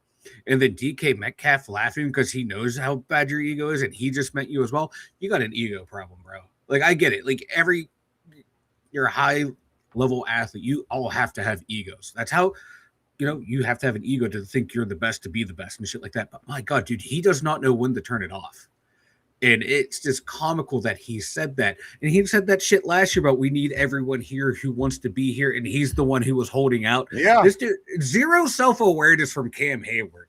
You know what? He's consistent in it. I give him that. I agree. And last year, he was like, everybody, if you want to be here, then you want to be here. If you don't, you don't. And this year, when Aaron was playing the same game, he was like, oh, we want Aaron. He's all over the place. And again, he's another one that's kind of all about him. But listen, I'm not going to attack him any more personally today. Let's go right here, Mike, to another funny thing. And then we're going to get to the board. Cleveland's defensive end, Alex Wright. Mike, he was left in denial, quote, left in denial for hours after Myles Garrett was traded away earlier in the week. Mike, his quote was, let me go get a drink. The people in Cleveland are taking this Myles Garrett thing very hard. And I got to be honest with you, I can't say that I am not enjoying it, Mike. The pitifulness of Cleveland once again. entertains us here in the Berg. It's comical. It's funny. You know you're on a God. I would hate to be a Browns player. I applaud this guy because he's not. That was an honest reaction. 90% of the other teammates were probably like, you know what? Hey, it's what's best for the team. He's going to move on. He's not here anymore. We're going to focus on the task at hand. The 90 people that are here with us, we're going to focus on that. This guy's like, fuck that, dude. This dude was a beast. He's a dog. I need a goddamn drink to process this bullshit. I respect that answer from him. All right, let's get back to it, guys. Cody says this, Mike, Joey Porter Jr. couldn't stop Darnell Washington with those toothpick legs. Jello Donut says, what corner can stop Darnell? And that's why I love him. I just think if you use this guy right, which he hasn't been used right, in my opinion, he gets a couple tosses to him last year to made him look really good. Mike, if he's actually implemented in this offense as a piece, look out secondaries across the league. There's nobody that got his son. Mike, there's nobody else like him right now. There's just not. If they use him the right way, teams are going to be stumped. Because he's certainly somebody that you have to take advantage when you got him. Because guess what? Somebody would certainly take advantage of using him against us if they had him. Believe me. Oh, yeah. They would be over the middle, up top all day long to this tight end. And, we'd be chasing this guy around, bouncing off him. Like, I love Darnell Washington. This might be my jersey purchase this year, but I don't know. Darnell Washington, Mike. He's a beast. He is one of one. He is the unicorn. He's hard to stop. He is. You think you have him, and then he's bouncing off you, dragging you somewhere, or he's in space. You're like, oh, I can close this gap quick, but his leg stride is so long, he's already gained 4 or 5, 6 yards. By the time you get to him, you think, oh, I'm going to close this gap quick, and then guess what? You close that gap quick, and then boom, you're getting knocked off of him. You're getting dragged across the field. He needs at least 5 touches a game. And a lot of these guys need at least 5 touches a game in the pass game. So it's going to be hard to spread that ball around. But my God, if you get him involved early and often, that's going to open up so many other people.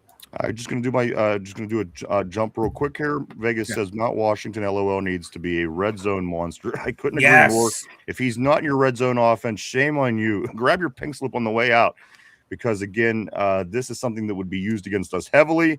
Mike, as he went over, under, and through anybody that got in his way last year. And again, he was never brought down on the first attempt, and certainly not by just one tackler. So at the end of the day, Darnell Washington needs to be a big part of this offense. Tyrone says I'm a real true. I've been hip his rookie year, been following him ever since he was in college. 24 is the best. Tortilla says good thing we re-signed Darnell at Cody. Cody says exactly that. The guy you signed first, the unicorn. There it is, Mike. There's your term, the unicorn. Yep. Lindsay says, thank God. No TJ today. No, TJ, he's safe today. He is safe today. Let's go here to Tortilla, spitting facts. This is what Somber says, spitting the facts. Tortilla. Kenneth says, what's up, my man? Always great seeing Kenneth Jones on the terrible board. I hope things are going well for you, sir. It's Friday. That's something to be excited about. Let's go right here to Ty. He says, fuck no, he is untouchable. Let's go here. Tyrone also says you could offer me three first-round picks, and I would still say no. Let's scoot down a little bit right here to Aaron Jade. Aaron Jade always getting the weekend started off right, Mike, with his Here We Go Steelers and the Rockets. Great to see you, Aaron. Hope things are going good for you. Kenneth did say that's ridiculous. Porter is a top 10 corner. Mike, and also I think the debate between a lot of people is he a top 5 or a top 10? And a lot of Steeler fans know he's a top 5. And a lot of the people around the country say, well, he's really good, but he's probably a top 10. So right now, for whatever reason, Mike, that's still a debate. But I think, again, just as we were mentioning, once he gets into this rhythm of being mentioned as a top 5, once he gets into this rhythm of being a Pro Bowl selected player, you're never going to be able to get him out, Mike, in this league. He's going to become a successful big name around the league. I think it's just a matter of time. And as Ty is saying top 5, I do agree he is a top 5. So, and the thing at the end of the day is, where is he's doing? You've got to remember there are really great corners out there. I mean, Patrick Surtain is doing great things in Denver. Christian Gonzalez is doing fantastic things. So again, at the end of the day, if you're trying to split hairs, I guess it would come down to getting your top 10 in front of you, looking at them, looking at the numbers, looking at the effect they have on the game, and really really splitting the atom at that point, Mike. But my opinion, I think he falls into the top 5. But I guess again, at the end of the day, if you really wanted to be technical, there would be ways to do it, and that would be having all the information in front of you, which unfortunately I don't right now. But again, I think both sides may have an argument, Mike, whether you agree one way or not. One way, whether you agree or you don't. Top 5, top 10, he's in there. But I think bigger things are to come for him, and he will certainly get his recognition. But right now, he's teetering, and not in a bad way. Yeah, I think he's just again working to that point, and he's doing a good job, in my opinion. Yeah, like you figure probably like the top 2 in the league are Pat Surtain and let's say Derek Stingley Jr. I think Sauce was up there, but after I thought he had a down year last year. So you got Surtain and Stingley, probably your top 2. Then after that, you got people like Gardner, Porter, Gonzalez, Mitchell, J.C. Horn.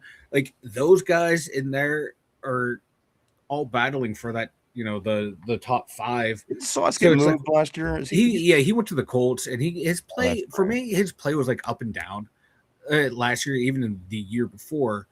But he's kind of in there based on reputation. So, but like I said, once you get that reputation, and Porter was slowly gathering that reputation of being a pretty good corner, he get up there. But yeah, it all depends on how you want to play your cornerback room, and how you want them to play is where you're going to rank those guys. And there's an argument to be made for him to be top 5. And maybe make an argument for he's on the borderline top 5. That's where maybe down in that 6-7 range. So, but that's it's a fine line, though. I think it's a very fine line, and it's not a bad place to be in. But I think that's generally where he kind of lands with people right now, because again, he still didn't get that Pro Bowl nod. He still didn't, So again, I think he's working as every year. I think his tackling got better after 1 year. I think his penalties got better after 2 seasons ago. Yeah. So again, there is a noticeable improvement every year in, year out with Joey Porter Jr. And again, I just think it's a matter of time. It's again, I would like to use this term, like it's not a matter of if, it's a matter of when. And I think that also applies to Joey Porter in this situation. Let's do stay on the board, Mike. I'm going to go to right here. It's funny, this just popped up on my screen from Google Chrome updates, Mike. Steelers' next extension candidate is obvious.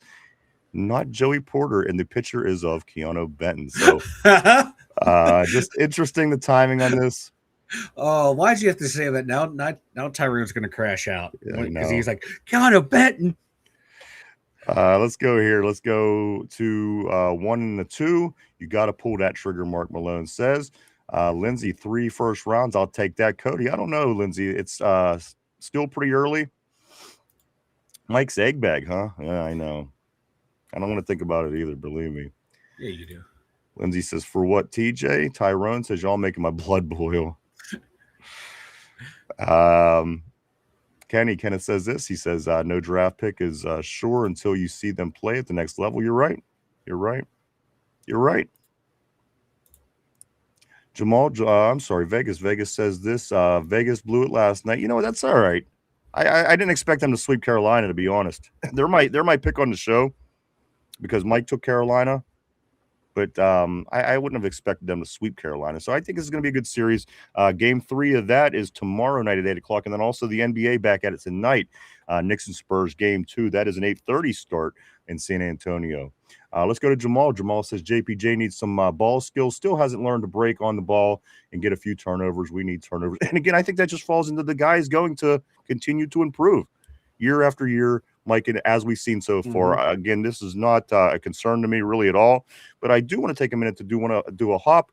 Let's hop to the top real quick. I just mentioned to Mike yesterday, we haven't seen Jen in a while.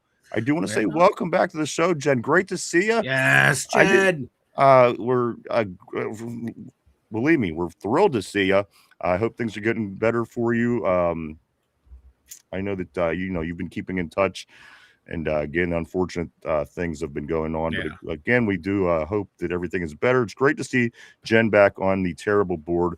Jen, a big player in this game. Hope things are getting better for you, sister. Let's go to Jamal. We did get that. We need the ball skills. Tyrone says, I hear you, Jamal. Then again, he's so glued. Hard to do that 3 passes a game. Let's go to Tortilla. He says, yeah, Steelers need pastries. Cody says JPJ max deadlift is like 45 pounds. Tyrone responds, though. He says, Cody, your deadlift is like -1 pound. Let's go to Tortilla. Tortilla says Ramsey and Brisker can stop the run. It's not like keeping JPJ means we can't tackle in general. That's very true. Somber says this. I'm pretty sure PFF also had Pierre as one of the. They did. He was in the top 5. I think when it was sitting then, he was like number 5. If not the best corners stat wise last year. Do what you will with that, Somber. You're right. You really think the Pierre is one of the best 5 corners in the league? I don't. He balled out the second half of the year. I don't. I still don't believe that he's a top 5, but Mike's making some kind of point. Let's go to right here to Tyrone. Ty says this. JPJ did what? JPJ tackled very well last year.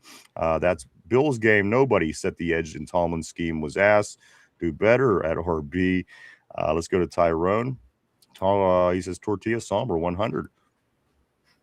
Let's go here. TJ is better, Lindsay is saying. Jamal says, dude, get off Tomlin's nuts already at Ty. Mark Malone says Watt better for sure. Lindsay, yeah, people can argue with a wall on that for me. Corey, don't drink that says just saying, but if I'm elected June 5th game ball recipient, then I will implement the tag team game ball titles. Don't drink that. For game ball, I approve this message. Corey, he's working hard. Corey's been really effective on the board the past couple of days. Got to give Corey, he's had a strong week. He's really working toward that game ball. He is. He wants the game ball, and I don't blame him. I do too. I would want the game ball as well. Somber says fat bully. I don't want to give the name away, but you can all have our guesses, right? He's saying fat bully. Let's go here to Ty. He says I just want him paid, and I come up here and RB couldn't wait to talk shit. So when is all pro this year? He can't shut the fuck up. Tortilla says whoever said Kabuli eats with his ass open is funny. I can't remember who it was. As a matter of fact, I thought it could have been you, Tortilla, but I don't remember now that you actually. I thought it was. I thought it was too. And you know what? It probably was Tortilla, but that was one of the funniest moments that I can remember ever in my life when somebody made the statement that Mark Kabuli eats with his ass open. That's still the best. Mark Malone, Rogers Herbig, Wash all colluded to steal. Okay, Rogers Herbig and Washington all colluded to steal JPJ's bag, is what Mark Malone is. What Mark Malone in the Krylon Paint is saying from the Midwest. Always love hearing from my man Mark. Somber says with his common sense takes. He's not my favorite guy. Maybe this is about Colin Coward, perhaps. Oh no, I think we're still talking about the fat one. Let's go right here, Mark, or maybe he's the last because he's worth the most money. That's what it is. That's the answer. That's the answer. Lindsay says, "Oh fuck, here we go, Mike. Cody was right. Cody was right. Cody was right. I can't remember what he was right for, but God damn it, Cody was right. You don't read those words every day. I know. You don't hear me give Cody any credit whatsoever. So when he's right, though, I got to give him credit. All right. I can't fault you for that. Let's continue on right here where Vegas says they're like rappers, just biting off of others. Let's go here to Tortilla. Maybe Kabuli was really here talking shit about my mom. Maybe. We did have a few different names over the past couple of days pop up on the board. I'm just saying, a couple I didn't recognize. Let's go here to Just Learning. Always great seeing Just Learning. He says Kabui wants to be famous. I think you misspelled fat because he's a lot closer to being really fat than being famous. But anyway, let's move along. Sosh says I'm here. Hello, Mike. Link. Something weird going on with Mike and the in our Swiss friend. Very fond of one another lately. I just have to say, always great to see you. Good friends. We're good friends. Mark Malone says the prospect of getting another first rounder has me giddy. Sosh, haha, Jello, LOL. Let's go here down a little bit more to, I do believe it's Sosh. He said, I was busy with work, so I was listening, but not really chatting. It's really, that's all good, man. Got to do what you got to do. Yep. Lindsay says Rogers looked like he was having fun. Yes, apparently Rogers, for whatever reason, seemed like he's having a lot of fun. Everybody, well, at least Mike and Lindsay both pointed that out. I did not see Rogers, but then again, I wasn't looking, so maybe I have to check it out. I need to see him having fun. I don't know what does that mean. What was he doing? Like, what does He was just having fun, riding roller coasters, big old smile on his face. Anytime he was, being pictured, he's hanging out with the boys. He looked happy to be back in the Berg. All right, I get it. Let's go here to Tyrone. If you ever noticed whatever side 24 on, they go the opposite. You're right. They do. Tortilla says Yinzerception.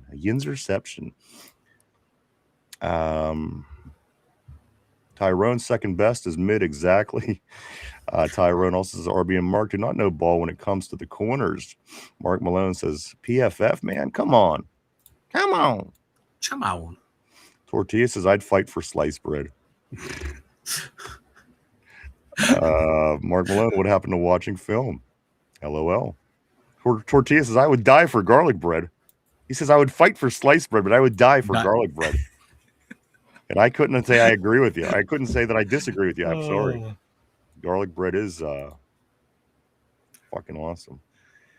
Let's go here to Corey. Corey says, man, the feed's skipping and get on me today. I might be back. Shit, sorry, guys. No, it's all good, dude.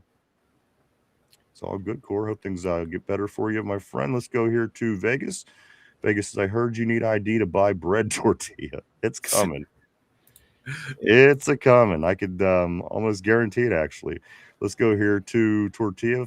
Tortilla says this. I'm going to start a YouTube channel calling it Big Back Sports. Big Back Sports. Oh, my God. Let's go to End of Days. End of Days. Always great seeing you, my man. Hope you're ready for the weekend. He says JPJ better be extended by training camp. I do feel that he will be extended by training camp, guys. We still are 6 weeks away from that. So, again, close, but still 6 weeks is a long period of time for that. I think that will certainly be taken care of at that point. Let's go to RB. He says, laugh my ass off. The special needs kid can't understand the English language. I said the $12 million was a message to Porter that they aren't going to get Tyrone. I mean, retarded with him. Let's continue down a little bit further. It's RB says this as well, that 15 to 18 is more realistic, and they know that they want to do for now, but you understand inability to speak and understand English got in your way. It's not getting any smoother. No, it's not.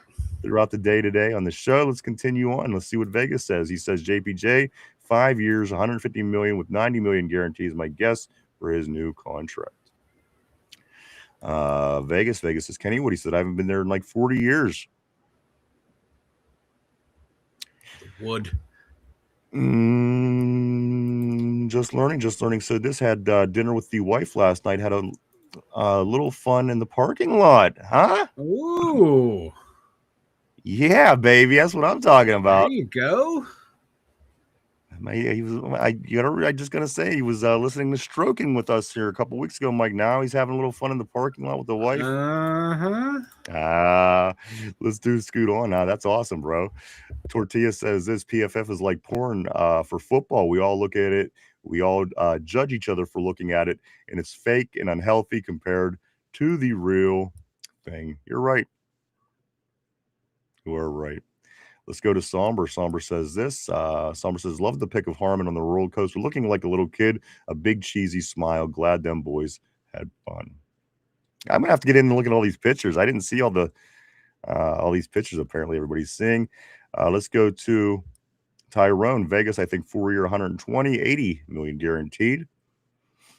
Vegas says, I'm cool with that too. I'm cool with that. Somber says PFF is ran by amateurs who've never played at a pro level. So basically people like us. Yeah, you're right. You're right. Vegas says, so decades of playing Madden don't count. Well, that does count. Yes. If you have Madden in your experience, in your resume, I count that. Let's go to Tortilla. He says Derpy works for PFF. Derpy works for PFF. He might. I don't know. I don't know what the hell he's doing. PFF, what is that? Pretty fucking fat? Let's scoot along. Somber says LOL. Just Learning says Derpy at the Chinese massage parlor. RB says this, bringing in Davis makes you wonder about Bruner. Mark McCarthy, I'm sorry, may not put nearly the stock into special teams. Aces as Tallman, that's a good point, RB. 90% of the league would rather capable on-field backups over special team aces. That's a valid point. I think they like Bruner. I do, believe me. I think the guys out there really doing a great job. So, again, who knows? Who knows? That's a good point, though, RB. Great points taken. Let's go Tyrone. Right, RB follows PFF. That says a lot. Ay. These two. Let's go to Vegas. You know, the CTE is setting in when your short-term memory is gone. Or the buzz. Sometimes. The weed will do that, they say. What was I talking about? Just kidding. Let's go to the next one. Let's go to Somber right here. Somber says, Vegas. Vegas says, you know, the CTI, his short-term memory is gone. Somber says, Buccaneers quarterback Baker Mayfield told reporters that a new deal is not anywhere close and he won't negotiate once training camp begins, according to Shefty. Why don't you just give him to us? I would take Baker Mayfield right now in a heartbeat. I would. I really would. Let's continue. Just Learning says this, don't mess with Tyrone's guy. Lindsay, I just don't know. I just know that I can't wait to see Dunker. Yeah, me too. I do too. A lot of people can't wait to see Dunker. Let's go here to Tyrone. Tyrone, my man, says me too. Lindsay. 20 phone 90 all day. Vegas says the Acrisure PA announcer should call him the Ginger Yinzer as he runs on to the field. I tell you what, maybe back in our day, you just can't say shit anymore. I don't know. It's gross. Yeah. Lindsay says, I agree. Vegas, I agree. Also, Tortilla says JPJ and TJ should buy the Steelers from Mr. Rooney after they get their money. Hey, that'd be cool. Let's go here to Vegas. Next year will be even better. I don't believe Aaron is done after he sees all the improvement this year. Aaron and Roman Tortilla is saying somber room with Troy. Build that blindside trust. See, now that's the kind of stuff I believe in. I mean, you know, if you're playing football with your friend, wouldn't you protect them a lot more? I'm just saying. I understand these guys are professional. I understand all that. But at the end of the day, if you're playing with your buddy, you tend to have their back a little bit more. And again, if you put somebody like Troy Fatanu and Aaron Rodgers together, Mike, up at Latrobe, you know, I see, I'm a proponent of those kind of things. I think that kind of stuff works because I would, you know, yes, I'd go out and play my ass off. But you have a little bit of an extra edge, a little extra chip on your shoulder, Mike, if you're protecting your friend, somebody that you spend night and day with, somebody that you have conversations with that you don't have with other people. You know, just there's a part of you that will make you play more for that guy. Again, at the end of the day, maybe that was the purpose of the DK and Aaron Rodgers rooming early last year in camp or whatnot. But I like that. I like that idea. Or how about even if not Fatano, maybe Zach Frazier, that quarterback center relationship was huge. You know. Ben and Pouncey had that second language between the two of them. Somber, I'm sorry, that was Somber that made the comment. Yeah, that was a good suggestion. Vegas is Aaron and the new wide receiver. Let's go here to Tyrone. A-Rod will be with DK again, probably. Let's go to Tyrone. I hope Bernard is with Pittman. Lindsay, I heard Aaron Rodgers and Roman were doing good together. That's what I'm hearing. I'm hearing they're doing real good. As a matter of fact, I'm hearing that there's speculation that Roman could be the number 3 right now, which, again, I won't hate. Listen, if he's doing the job and getting it done, I have zero problem with Jeremy being the 4 at that point. I just don't want the guy to get it just because, again, it's got to come down to production and what you're doing for your team. I'm okay with Roman being the slot, being the number 3 overall. Yeah. I'm 100% fine with that because, again, I think Germany's going to be really effective in any capacity. So, again, that's just giving me an extra receiver to be confident about at the end of the day. Let's scoot on a little bit further, Mike, and then we're going to get some defense. And there's not much, but a couple things I do want to talk about, defensive topics. Yeah. Let's go Vegas. Vegas is, are there nice hotels near training camp, or is it a small town? I think there's hotels, and I do also. It is a small town. Very small town. It's like every single other college town in PA that's not Pitt or a big college or Penn State. You know what I mean? If you watch, I give you a good idea. Go watch Slippery Rock. Watch the Passion play tomorrow on YouTube, right here on YouTube. They play at Slippery Rock, and they show you the view. That's basically every college town, Pennsylvania. It's a lot of land, but there is also things for accommodations as well. Let's continue on right here. We did get Tortilla on that. We do want to say thank you for the super chat as always, my friend. Thank you, sir. You're the best. Somber says porcelain chemistry. Let's go to Vegas. Vegas says, what the fuck? 5 bathrooms was enough. Tyrone says this. I can see maybe to start out, Mike, I think we got some good battles for quarterback 2, running back battle, wide receiver 3 battle, 3 to 5 cornerback right side on offensive line, and also the safeties, Mike. I'm interested to see who gets the nod between Elliott and then also between Brisker. Yeah. Of course, Savage's name being added a little later. I think the 2 that you really have to watch the battle would be the first 2, though, in that conversation. Yeah, I wonder if they're going to go in with maybe those 2 starting and then maybe figuring out the battle will be which one's going to be technically the free safety and which one's going to be the strong safety. All right, let's continue on. Let's go right here to Somber. Not a single Steelers fan gives a shit about what Colin says. I agree. And that's why I talk about it, because I know nobody cares, and I think it's funny. But sorry about that. Let me jump up to the top real quick. I do want to make a jump right here to welcome Kevin. Kevin says Darnell Washington reminds me of Eric Green. I agree, and I agree, and I agree, and I agree. And one more time, I agree. He's bigger than Eric Green, but yes, to answer your question, and I do want to say welcome to Kevin. Welcome to the show. Glad to see you here. Welcome. Welcome to the Terrible Board. And that's one thing that I think of over and over, Mike, how he reminds me of Eric Green. And then I think of how much bigger he is than Eric Green was, because Eric Green was a huge dude. Yes. He makes Eric Green look small. Absolutely. Absolutely. And remember how effective he was in the red zone. Like, remember? Oh, he was almost unstoppable, because at that time he was more or less the Darnell Washington of that era. Yeah. We got him. I was like, who is this guy? Because you got to remember, for the longest time, tight ends in Pittsburgh were just blockers. Yeah, man. And he came along and was like, oh, we can actually throw the ball to this guy. It was an exciting time. I do want to take a moment. You're welcome very much, Kevin. Kevin says thank you. He says thank you, guys, all the way from Nashville, Tennessee. We welcome you, my friend, to the show from Nashville, Tennessee. That's awesome. We're glad to see you. Glad that you're here. He says, let's go Steelers. And you know what? He already fits in. You're in, bro. Let's move along. Let's go to the next comment on the board right here, where I'm going to go right about somewhere. Okay, I'm going to grab Kevin right here. His first message was this. Hey, new subscriber, get Joey signed, and we are stacking the team in depth. Coward hates Steelers fans. Hates the Steelers. I'm sorry. He must be a Browns fan. Welcome, Kevin. Welcome to the show. Really? Tyrone says, F Coward. He actually got Darnell with too cheap. He really should got 13.5. Got him. Yeah, some people are saying that. And I seen that as well. I seen that, Ty. Let's go to Lindsay. Lindsay says, right, Somber. Vegas says this. I wonder how many restrooms the visiting locker room has, since we only have 5. I would just put a hole in the floor if I was the Steelers in the visitors' bathroom. You walk in and see 53 guys standing in a circle pissing on it. That would be great. Sword fighting. Yeah.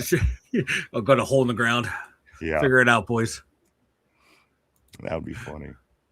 Let's go to Lindsay says 2, probably 2. Somber says this. Darnell is literally the prototype tight end the league is starting to search for right now. Colin is retarded. I do agree with that. And also, I do want to say this, Mike. There's not many people that are like him. You may want a guy that has his size, but good luck finding him because, as Kevin says, I haven't seen many corners. No. I'm sorry, tight ends like him since Eric Green. You've seen the Gronk era. You've seen, a matter of fact, the Gronk and Hernandez was one of the most effective tight end because they were just freakish. They were big, freakish men.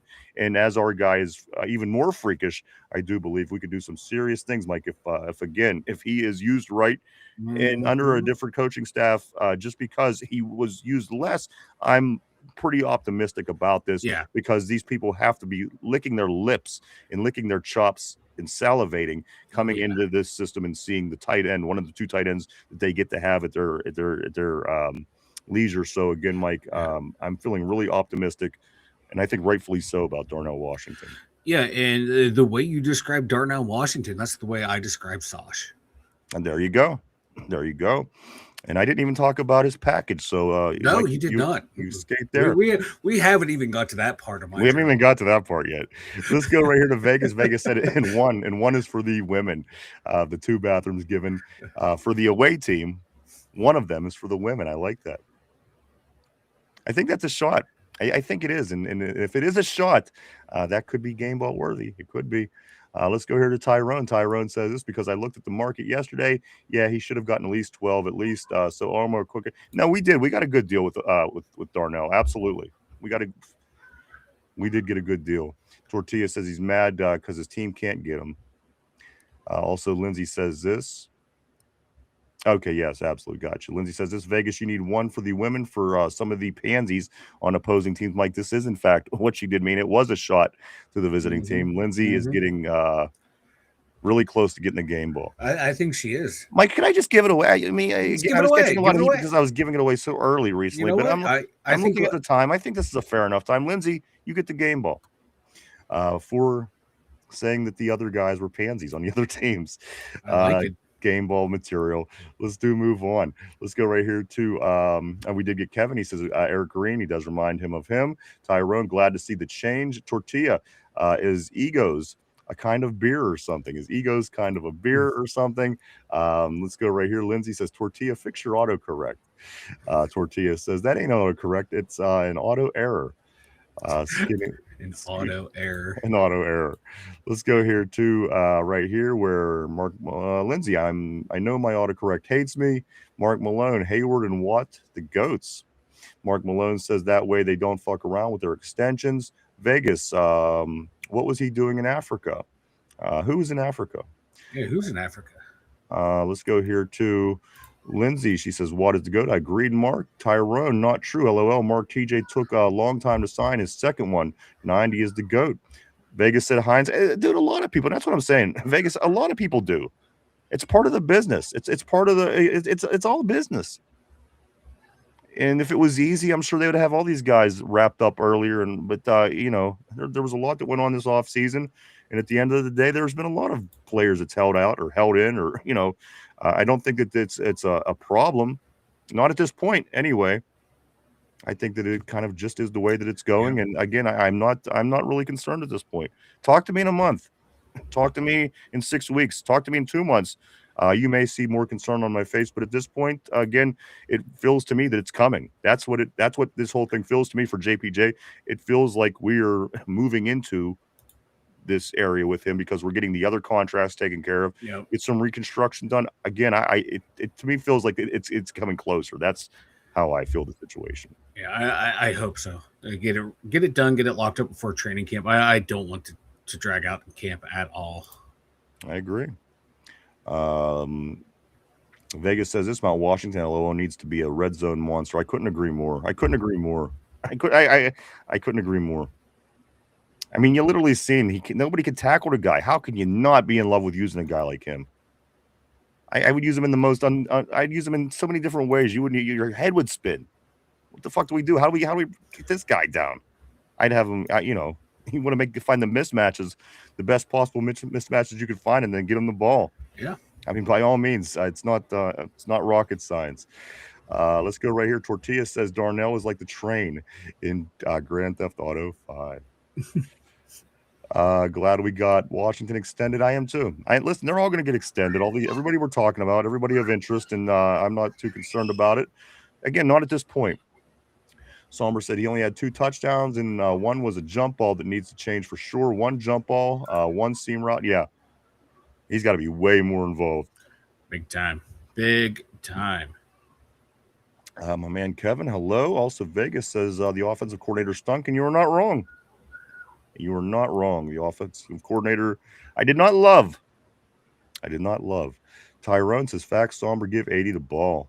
I'm all about the 80, baby. Ty says top 5. Ty follows it up by saying 3, in my opinion. He's really that guy. Mark Malone, top 12. Yes, I'm sorry. We did. We got you all caught up, Kev. Tyrone says we were talking about, of course, the top 5 corners. Ty says Surtain, Stingley, JPJ, Mitchell, Gonzo. Not much of an argument out of me. There's not much there that I would argue. And again, if I had all the information in front of me, I would be able to split the hair. But yeah, let's go here to Jello Donut. Yes, Kevin, you were seeing there was another channel though with everyone else chatting. Let's also go to, and that's probably with the vertical. Yeah, I have a link in there for to get you back to the horizontal, the traditional YouTube view where everyone's at. Okay. Yeah. I figured that was what was going on. Yeah. Fuck 12 tortillas saying he says fuck 12. Also, Somers went to the Colts and then got injured. That was the Sauce Garner, of course. Lindsay said Sauce is definitely not better. Tyrone says Mark, you full of shit. You and RB in the Matrix. Let's go here to Somber. I'd say 4 or 5 based on last year. Vegas says 55 is the answer to the trivia question at the end of the show. Hint. Today's trivia question is going to be about head coaches. I'm just going to leave it right there. It's going to be about head coaches. Let me move along. Let's go right here. Vegas. Vegas says this. I'm cool with top 5 or 10. We haven't had one of those guys in quite a while. Tortilla says JPJ's PFF is only 5.6 higher than Mason Rudolph. Ooh, there's that JPJ. All right, the PFF again, guys. So again, JPJ apparently just a little better than Mason Rudolph. Somber says this. Tyrone knows JPJ will be last. We've been talking about this for months. I know he does. I know. The thing is, Ty's a smart guy. I'm not. I just think that, of course, a lot of shit talking, a lot of ball busting certainly goes on. I think that Ty ultimately knows as well. Let's go here to Robert. What's up, dude? Always great seeing Robert Kirkpatrick on the terrible board. My man, he says, RK says hello. 2 Dum Yinzers, keep on keeping on, brother. You too. Always great seeing you. Hope you're ready for the weekend, Robert. And we are about 6 weeks away from starting training camp. So, guys, it's coming together. It's coming together. Benton is a priority. Mark, he is. He's a priority. Absolutely. Lindsay says, yeah, he's just having moments of crashing out. It's all good. Believe me, no complaints. Let's go here. Still Loyal says Canes ain't going out like that. He says he ain't going out like that, Vegas. And that's true. Like, we do have Still Loyal from Carolina and Vegas also from Vegas. So I guess we could be making that a lot more interesting, Mike, in regard to the Stanley Cup Finals. Yeah, they got to make a bet between themselves. Someone's got to humiliate themselves when their team loses. I like this. Keep that, write it down in your notes. We will get to that Monday. We'll get the guys. Or they have to humiliate Derpy in some way. Well, this is where I was going. So that's what I'm saying. Write the note down. Maybe Monday we'll get something set up. So Steel in Vegas. Maybe swing in Monday if you can. We'll get something started with that. Jen says, hello. Great scene from Jen. Absolutely awesome scene from Jen, actually. Hope things are going good for you. Baltimore is what Tortilla is saying on the board. Baltimore. Jen says, hey, guys, miss you so much. We miss you too, Jen. Yes, Kevin absolutely reminds me of Eric. Vegas says Steel right there. The favorites. I doubted they would just give up, especially at home. And that was what I said earlier to Vegas. I didn't see this being a sweep by either team, to be honest. So again, 1-1 is right around where I expected it to be. Lindsay says yes. She says this top 5 for Pierre is insane. Did I seen the same graphic you did? I know what you're talking about, Mike. They had him. He was 5 because we had 3 guys that were on that list. So 3 out of 5. I think it was quarterback rating against. Yes, I think it was like Jamal Dean was one, Porter was in there, and then so was Pierre. Pierre played really good football down the stretch. I want to say this next comment right here. Vegas says odds. Ryan has a different hat for the show, 1,000. That's actually very interesting because I did plan on making some changes here for episode 1,000 and beyond. I spoke about possibly changing the studio up a little bit, Mike. So again, it's interesting that you even say that, Vegas, because you kind of got inside of my head. I've never said anything in regards to that. So just interesting. But people, Vegas in Vegas, Mike, looking at the odds. Surprise. So surprise. Let's go to Somber. I'm pretty sure they had him at number 1, Lindsay. LOL. Let's go to Somber here. He says this. Somber also says their rankings are cooked. I just used them stats in mock drafts. LOL.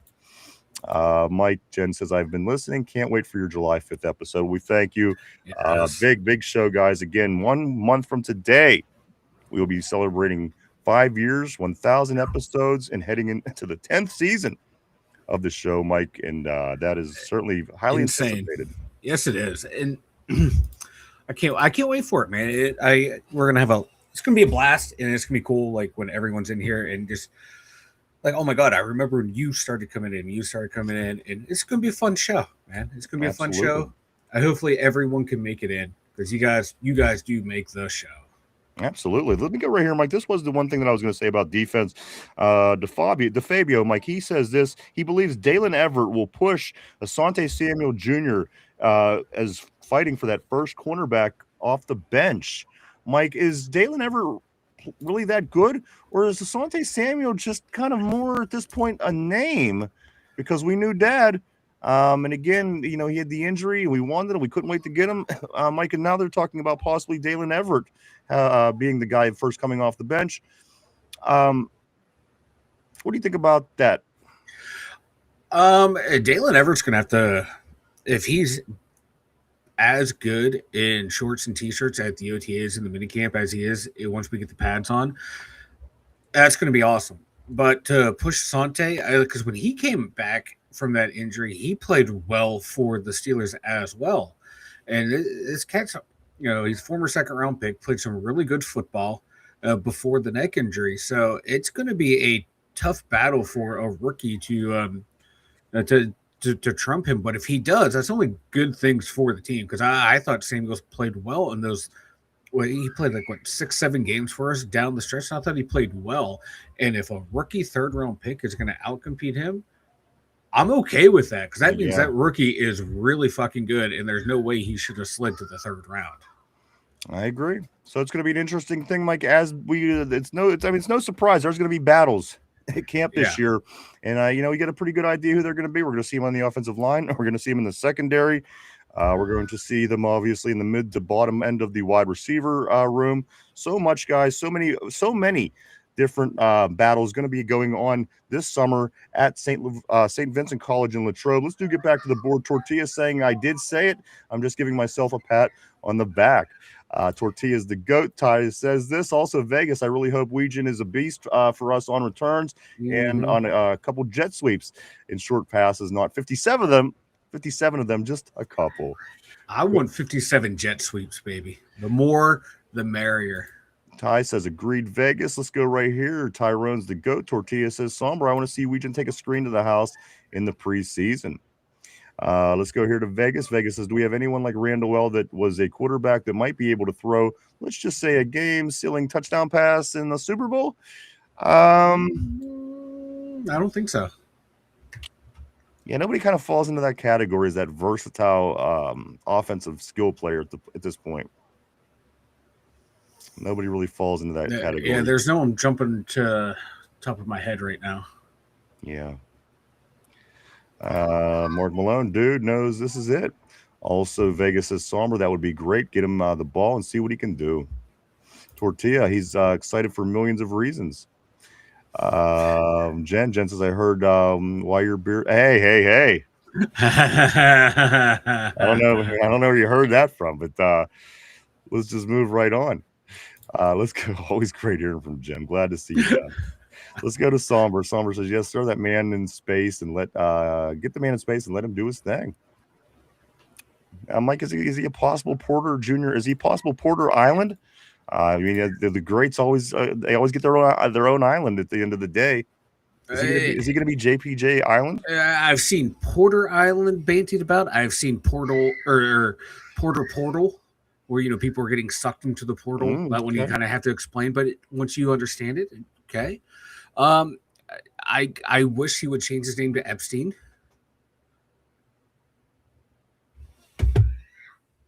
Yeah. Moving on. What a disappointment. Not the joke, just the whole Epstein files. You know what I mean? They fought in tooth and nail, and then they get them. They release it. Nobody wants to. Neither side wants to release them. I can't imagine why neither side wants to release any more information. They're all fucking skunks. That's why. Anyway, beside the point. Let me move on right here. It was skipping like a mofo for me earlier. Notice Mike's beard looking nice and dark. There you go. Dark. Yes. Would you look at yourself and put the two people you see on the screen in front of you? Your beard is dark. Right. It's not dark right there. Yeah, mine's not light right there. Guess what? Yours is dark right down the middle, buddy. That's right. That's right. I don't know what that means, but yeah, that's right.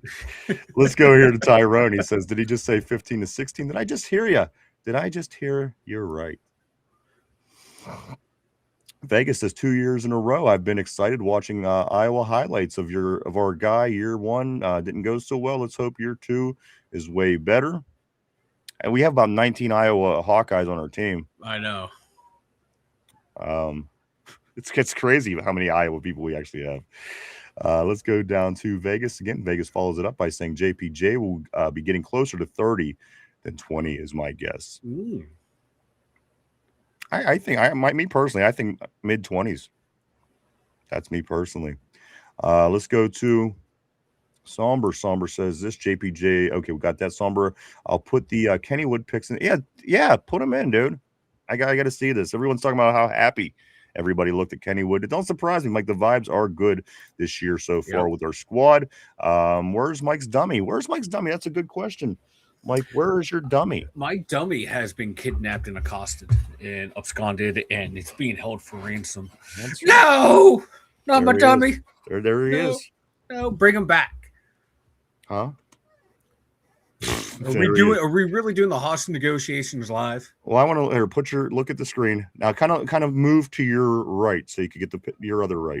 Put the so we can get your look at that. Look at that. Look how accurate that is. I gotta come this way. Notice which beard is lighter. They're the same exact thing. Look at your beard. Look at the dummy's beard. Shut up. You literally have the same exact beard. Let me put Mike back, and I missed my dummy. I'm putting the mic back, and I'm keeping the dummy on screen with me. Let's move on. Tyrone, he says, no question, Vegas will be Vegas JPJ would laugh at RB's offer. Let's go here to right here. Jen says, pretty fucking funny. Vegas says, I love Chinese massage parlors. Mark Malone, Derpy has to make 2 appointments. The Tokyo sauna, he hooks his dad up. His dad got to chaperone him.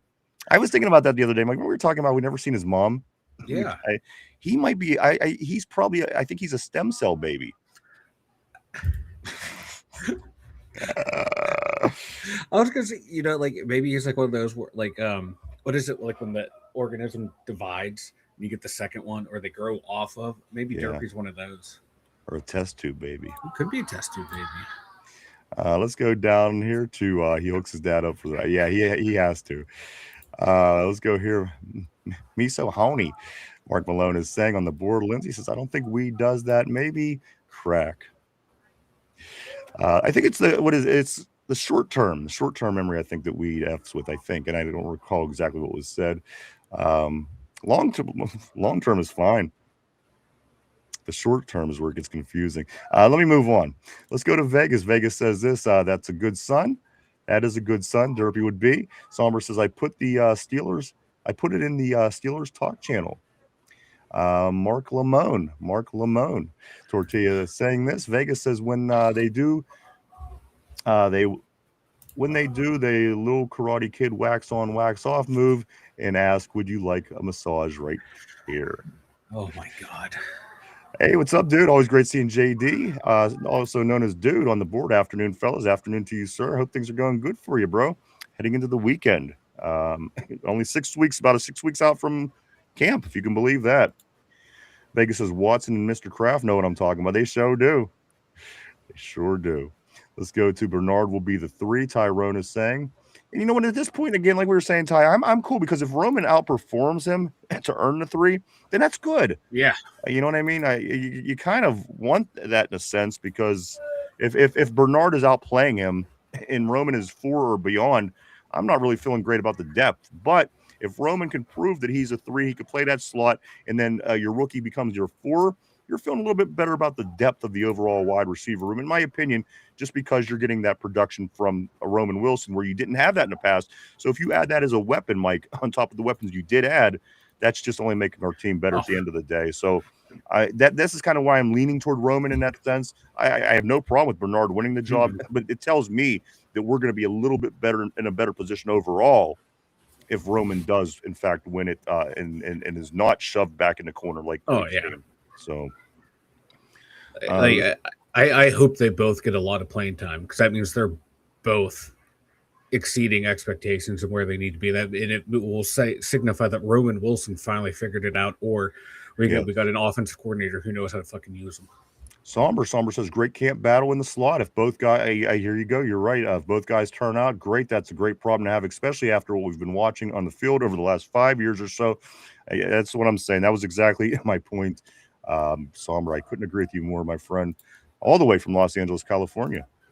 Let's go right here to Vegas. Vegas says, I don't care who wins the job. I just want them to play well when the game starts, just like we all do. Absolutely, bro. Steel Loyal, my man from Carolina, says Roman is going to ball out. I hope you're right. I really do. Again, this is only good for it's only good for our team if he does. Yeah. You know, the team will benefit. Somber facts, Vegas is saying. Kevin, I couldn't agree more. This is my modern day Eric Green, and Eric Green was my favorite Steeler back as a kid. Absolutely, 100% my favorite Steeler. Dude, a lot of people liked Rod Woodson, not me. I liked Eric Green. Funny enough, two of my all-time favorite players right there.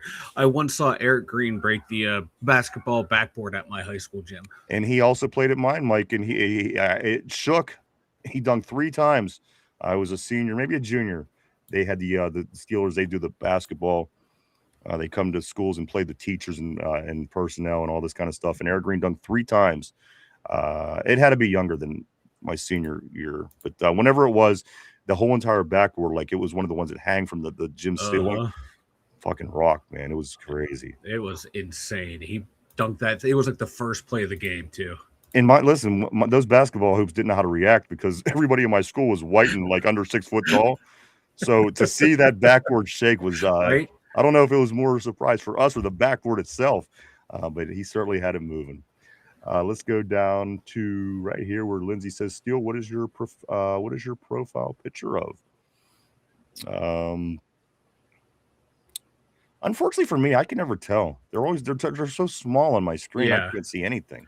Yeah, I have to like go into like the YouTube channel, click on them, follow your guys' channel to see what the hell anyone's icon is. I gotta be I feel like a creeper doing that. That's all. Yeah, that's awfully calculated. Jeez. What?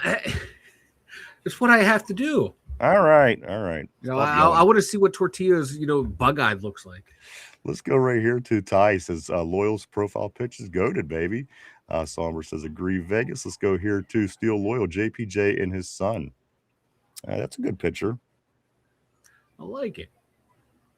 Yeah. I mean, like the picture, like the one that Tortilla has of Carson Beck. I didn't know that was Carson Beck for like 2 weeks until you mentioned it. I could just see a face, but they're just so small. And then up here on my restream screen, like I don't even have pictures, so I can never see them. Yeah, mine when my restream board's working, I see the pictures, but they're real fuzzy. Okay. Everybody comes up as a red YouTube indicator on mine. Huh. Let's move along though. Somber LOL. Kevin, thanks, bud. No, man, thank you. Great to have you here. Great to see you. Welcome. Lindsay says this couldn't see that at all. Tyrone says, yep, the loyal RB says he don't follow number ones though. Yes, but loyal RB says. Okay, so he's speaking to loyal. Gotcha. Let's go here to Kevin. Yes, man, absolutely. Welcome all the way from Nashville. Great to have you here, man. Steeler Nation. It's all about the voice of Steeler Nation all day, Yeah, it is, baby. Glad to have you here. AI Baby Chase Somber is saying Tortilla Chase Porter for Chase Porter has a problem spitting. Chase Porter has a problem spinning. Let's go down to Kevin. He says, "Let's go Steelers, baby." I mean, I'm right there with you. I really am. Let me go down a little bit more. There we go. There we go. Vegas says this, Kevin. I went to our game versus LA Raiders in Los Angeles, and Eric ran out late to the pre-game warm-ups. He was huge for a tight end. I remember thinking, damn, he's a tight end. And I remember that too. You know, listen, it didn't surprise me that he could dunk because he's very athletic.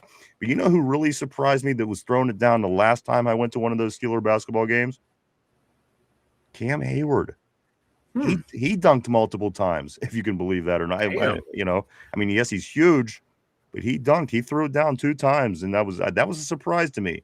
Again, very athletic, very strong man. I shouldn't have been surprised, but to see him play basketball like that was actually really interesting. Yeah. Yes, Kevin, I bet Eric Green looked like a monster. Vegas says you would win that bet for show.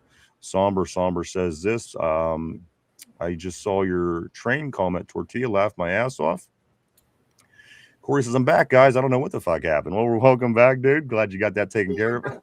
Sosh, I don't know. I don't even know if I want to read what Sosh says to say, Mike, because Mike and Sosh have been a bit concerning lately, in my opinion. Let me go see what he says anyway. Sosh says, Mike, I already told my parents about you. They'll like you, I'm sure. Everyone likes me. Everyone loves me, and the outrageous I will part, woo them. The outrageous part isn't the fact that he told his parents about you. The fact that he says I'm sure they'll like you. That's the outrageous part. How is that outrageous? I'm an affable, lovable person. Kevin says Omar is cooking. Omar is cooking. He is. I agree. Tyrone says I'm excited for the tight end room this year. Smith was stupid. I agree with that as well. Yes, absolutely. Lindsay, thanks. No problem. You earned it. You earned the game ball, and you deserve it. Corey says this. I don't know if it was Tortilla or Tyrone, but I wanted to let you know that I am doing the Baron Trump time. Oh, bro. Now you're talking my language. The Baron Trump time traveler episode. You won it roughly 3 weeks or so. Absolutely. The Ingersoll Lockwood books from the late 1800s are very interesting. If you know anything or following that at all, do check Corey out at Don't Drink That, because of course, who did handle Nikola Tesla's works when he died? It was Donald Trump's uncle. And I got to tell you, at the end of the day, people think that Tesla did have things about time travel in all of his work. So I don't know. I'm just going to say I'm very interested to see what you have to say about that. Tortilla says this. That probably would be me. I'll check it out for sure. I will definitely check it out. I can't wait. I can't wait to see that, actually. Again, not political, nor do I want to be ever. But I think that this is interesting, and it is outside of politics. Let's go right here to Tortilla. That probably would be me. Okay, we did get that one. Tyrone says this. It probably was Tortilla. I'll subscribe. What's your channel? Go check him out, dude. He is at Don't Drink That podcast. Let's go here to back to Corey. Corey says, at Tortilla, I started digging around, and I hope I got some stuff you haven't seen yet. It's going to involve gematria in the Illuminati card game, mixed with everything else you've probably heard already. Again, lots of cool stuff, Corey. I listen, when I start watching Corey, like sometimes I'll jump into a reel or something, and I'm just so into it. I get pissed off when it gets to the end of the reel, and I'll just keep watching it over and over because it's again, conspiracy theories. That's right up my alley. Let's go here to Vegas. He says, you said someone was in denial, and I used the oldest joke about the Nile River. You've been killing it lately with these jokes. Vegas. Corey says this. It's the No Don't Drink That podcast for sure. Go check it out. I love conspiracy theories too. Yes, do please, Lindsay, go subscribe to Corey. He does a great job and he has plenty of content. It isn't like you're going to go over, watch one thing, and bounce. You'll find yourself going through a lot because, again, lots and lots of a variety from the conspiracy theory world. Let's go here to Tyrone. I sub Corey. Yeah, everybody, I encourage, go check Corey out. Give him your support. You see him every day here with us every day, supporting us. And I think he's a pretty good guy. Nobody has had problems with Corey. Go do that. Subscribe. Check him out. I think you will enjoy him over at Don't Drink That. Let's go to Steel Loyal. He says, when I clean the vacuum, does that make me a vacuum cleaner? That's a good question. Kevin says, yeah, I finally found it. And fuck Coward along with the Ratbirds, Bungles, and Brownies. And I couldn't agree with you more, my friend. Listen, I know you're the new guy, but you talk a lot of sense. When Kevin he knows talks, what's up. He does know. This is why we have the smartest comment section, the board, the terrible board. I couldn't agree in more. all the land. I couldn't agree more. Let's go down here to Corey. Says, thanks, guys. I appreciate you all. Absolutely, brother. Yeah, you supported us all this time. I have nothing against helping you, man. Lindsay says, agree, Kevin. Tyrone, yeah, if you follow PFF, I can't talk with you. Vegas says, this has anyone used Dental Dam? The old Dental Dam. Boy, it's been a while. Steel Loyal, we got to come up with if you would, guys, come up with derpy roasts, would be fantastic. Yes. And listen, if you want to, we'll do it as well. I just don't want to do it and then have the bit fall apart. Like if you guys are interested in coming up with doing a roast for Derpy, I'll be very much involved with it, and we'll make sure to get them here. And if you want to, even these guys want to do something like that, I think it would be a blast. So let us know if you do want to do a Derpy roast, which I think could be great. Maybe for the big show, maybe for the big 1000, we could have a small Derpy roast segment. Something to think about, guys.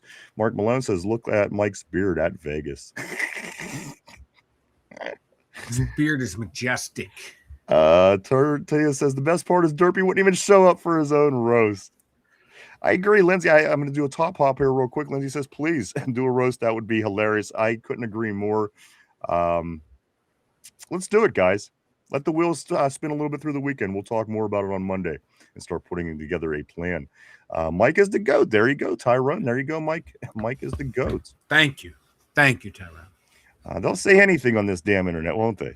They only see. Once again, this is why the most intelligent, beautiful, loving board in all of the land.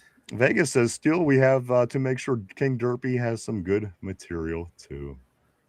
Let's go to Ty. Ty says, Ryan, you should get a Steelers hat that would. You know what? I was going to, I like the idea.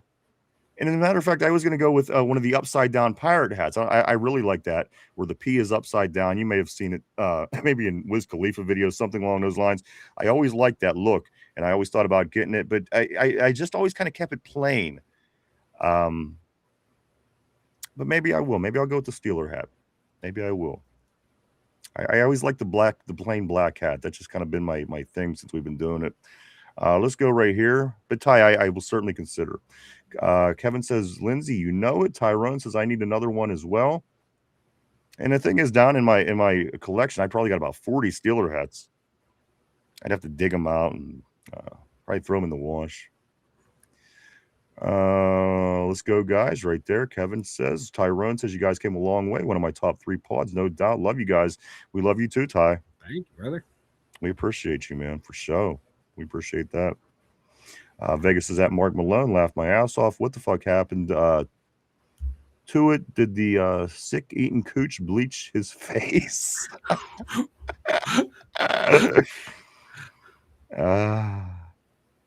Mary Jane Rotten Crotch. Remember that? Yep.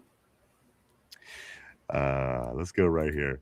Let's go to Kevin. Hopefully I can meet you fellas. I come to Pittsburgh 3 times a year for a game. That's awesome. I do know that we are having people come in for camp here in a little over a month.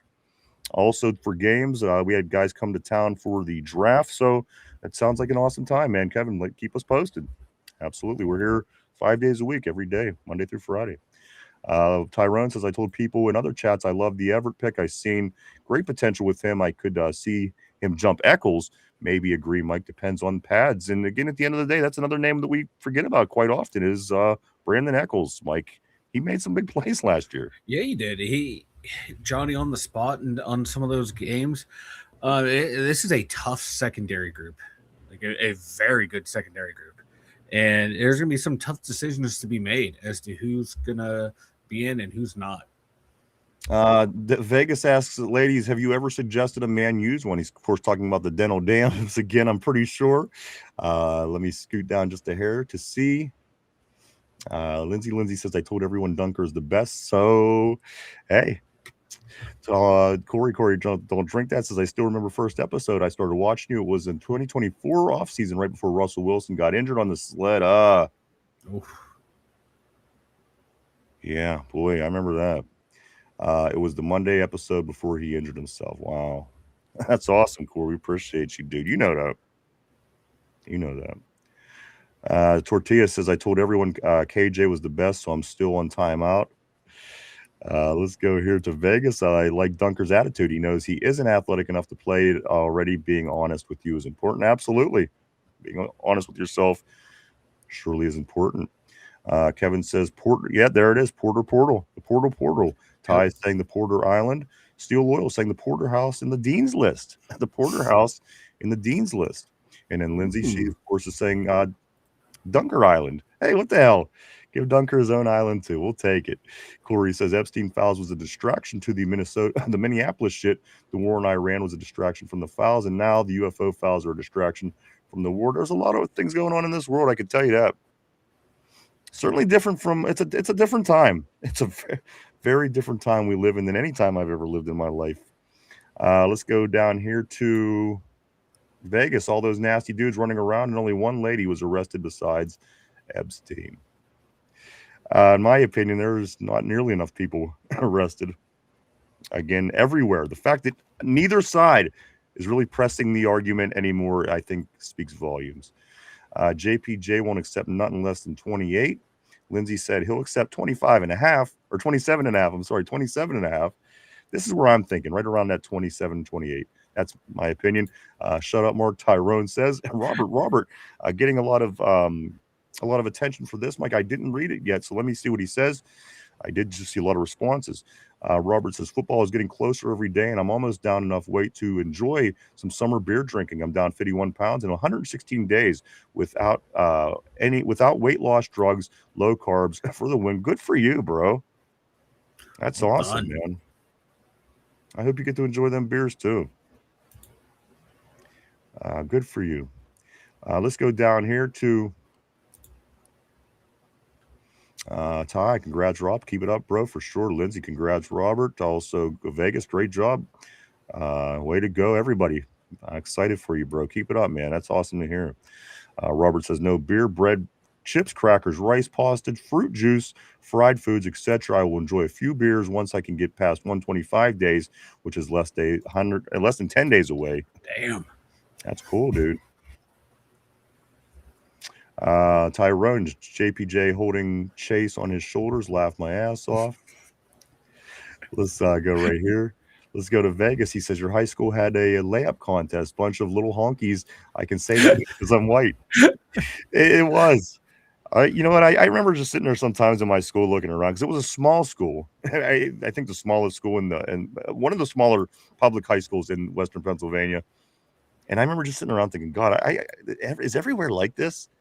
Is this what it's like? Because we had a lot of nerds, man. When you have an all-white school, you have a lot of nerds. I'm just saying. And I used to just sit there and look around and think to myself, is this what it's like everywhere? And thank God I found out that it wasn't what it's like everywhere. But boy, do we have nerds. It was like the Revenge of the Nerds movies in my high school. I've never seen anything like it. Let's go right here. Mark Malone, they were working the Big Johnson in the slot at minicamp, huh? Mark couldn't have said it better myself. Let's go here to Vegas. Hopefully nobody gets in trouble for that, Mark. Robert says this. Robert says, I need to not gain so much before I take action going forward. I have lost 50 pounds plus a couple of times before, but I didn't hide it well enough and found all those pounds and then some. Yeah, I mean, you're human, man. But we certainly encourage you, and we certainly are behind you here, man, if that means anything. Kevin says, stop Cam, can't dunk. I swear to you. And it was impressive. I mean, he got these big tree stump legs, and when you're watching him in real life, he is bigger than everybody else. Yeah. You see him on the football field, you can tell he's a big guy. But at the end of the day, man, boy, he did. He threw it down a couple of times. He dunked a couple, and Derek Moy, he dunked 3 times in that. I can see Moy dunking. He's very athletic. Antonio Brown was there, and he's a lefty. That was interesting. Also, David DeCastro was there. Good time. It was really good time. Let's go here to Lindsay. Lindsay says this. He fell down 4 times, though. Vegas sounds like you got good plan, Robert. Absolutely, man. We are excited for you. Steel Loyal says DK can. I would like to see DK dunk. I don't even think it would be a problem. How effortlessly it would be if you've seen DK dunk. Tyrone, DK will ball out this year. I think so as well. Lindsay said DK could play corner too. Just put him on both sides. Let's go here to Vegas. Did Mike just get a date? I don't know. Did you? What's going on? I don't know. Was it the comment about your beard again? Or me and Sosh. That's just guy love. It might be Sosh. Mark Malone, do you do intermittent fasting? He's asking Robert. Let's go here to Vegas. Vegas says this. Someone told their parents about you, Mike. It is about Sosh. You did get a date, didn't you? Mm-hmm. I think so. We're going to go and have a couple beers together and talk Steelers. Why do you guys got to make it weird? Let me do an up jump real quick. I do want to say thank you, Kevin. Enjoy your day fishing, my man. Stay safe. Have a good one. We'll be back Monday, 12 o'clock, 3 o'clock. Hope to see you then. Thank you, sir. Let's go down right here to Tyrone. I'm happy we have 3 wide receivers this year. It's been a rough 3 years. It's been unbelievable what's been going on here with these receiving rooms and tight end rooms and everything else. Robert says, I do my eating between 10 a.m. and 6 p.m. with no snacking in between. Sounds like you got a system, man. Good for you. That's the hardest part, getting the system and being able to stay on it. People come up with the ideas. They want to do it, but that's the hard part is keeping up. So sounds like you got it, dude. Mark Malone, right on, man. I do it when I'm trying to cut fat. Mark Malone, I've been boozing bulky for a while. Let's go here to Mark Malone one more time. He says different form of dirty bulking. Tortilla, Robert, putting us on game 100%. Let's go to Lindsay. Lindsay says this, Mike, please do a roast. That would be hilarious. And I couldn't agree more. So do any of the people that are talking about it, think about it over the weekend, and I'll do the same. And Mike will do the same. We'll do something. We'll roast turkey. Matter of fact, I think that could be a perfect bit to do on the 1000th show if we get that together. Again, 1 month from today. So keep that in mind. Robert says, I eat 2 to 3 meals a day. I walk multiple hours and do a few sets of push-ups, with the sets being the 25 to 30 each. Hey, he's healthier than you, Mike. I can tell you that. There's a lot of people healthier than me. Well, 25 to 30. The other day, you were trying to convince us how healthy you were. So, of course, I said 5 years ago. 5 years ago. No. You were kind of saying that you were still pretty athletic. And I said this, Mike, I said, but you got injured going backwards in a car. That was just this. That's just old age. I'll pull that up. We'll review that Monday more closely. Let's move right here to Mark Malone. Mark Malone says this. Mark Malone says, I've been drinking at least 15 beers a day. Vegas says this. Just watch some old roast and steal those lines. Yeah, you can do that. Steal those lines. They are all dead. They won't care. Some of these roasters are fucking great. Yeah. How the fuck they write this shit? It's unbelievable sometimes. Tortilla says, I feel that Mark, I usually drink like 3 to 6 IPAs a day. Mark Malone, I'm training for the drinking Olympics. Also, in not only the drinking Olympics, Mike, he also participates in the Krylon Olympics as well. So, hey, you know what? You want to talk about an athlete? Oh, there's an athlete. Yes, Mark Malone. He could do it all. The man, the myth, the mustache, and the athlete. Robert says that. He says, I can do that, Mark. Love all the bread, whether it's by the bottle or by the slice. Let's go here, Tyrone. I'm off. Let's go. Great show, you bastards. We appreciate you as always, my friend. I hope you have a great weekend, Ty. Always great seeing you. Thank you, and we'll see you next week. Thank you, sir. Good one, brother. Vegas, Ty, peace. Pay JPJ. Ty, couldn't agree more. I'm just an alcoholic, Tortilla says. There's no anything else to it. That's it. I'm just an alcoholic. Vegas, Ty, are you happy or mean alcoholic? Vegas asks. Lindsay says he's mean. Vegas, he's mean. Wow. Depends if we win or not. At Vegas, Tortilla says Vegas, and it also says it is still only 2026. What the fuck, Lindsay? I'm a lefty. We are the okay. You're a lefty, huh? I just had this conversation with my son the other day because he's a lefty, and we were just talking about lefties. We know, just interesting that popped up. Kevin says have a great day. Enjoy yourself. Get some fish, man. Yeah. I heard the fish be biting down in Nashville, so enjoy yourself. Tyrone, I'm left-handed. Oh, that's awesome. Our whole board. My dad's left-handed. My son's left-handed. Ty's left-handed. Lindsay's left-handed. That's a lot of lefties. That's a lot of lefties. It's gonna. What are we gonna do for the starting rotation of the bullpen? That's a lot of lefties. We need some righties in there, man. We got to change it up a little bit. All right, let's blow through some of these messages, Mike. It is about that time of the show. I'm going to go right here to Lindsay. Mike, it's okay. We support you. Not there's anything wrong with that. I support him 100%. He knows that. Can't two guys just share their love of each other and have some beers and talk about the Steelers without you all making it weird and awkward? Didn't we just say we support you? Making it weird and awkward. Vegas, by the way you guys are saying it.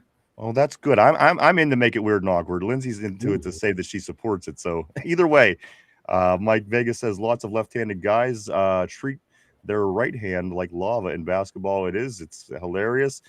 Vegas says, who is paying Mike? Who is paying Mike?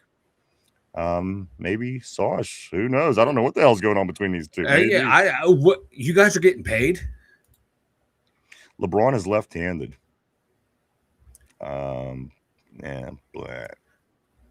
Lindsay says this. That was still loyal. Lindsay says I'm right-handed now. Fuck that. She said, "Fuck that. I'm right-handed now." Vegas says we're inclusive bunch. Mike, we support you.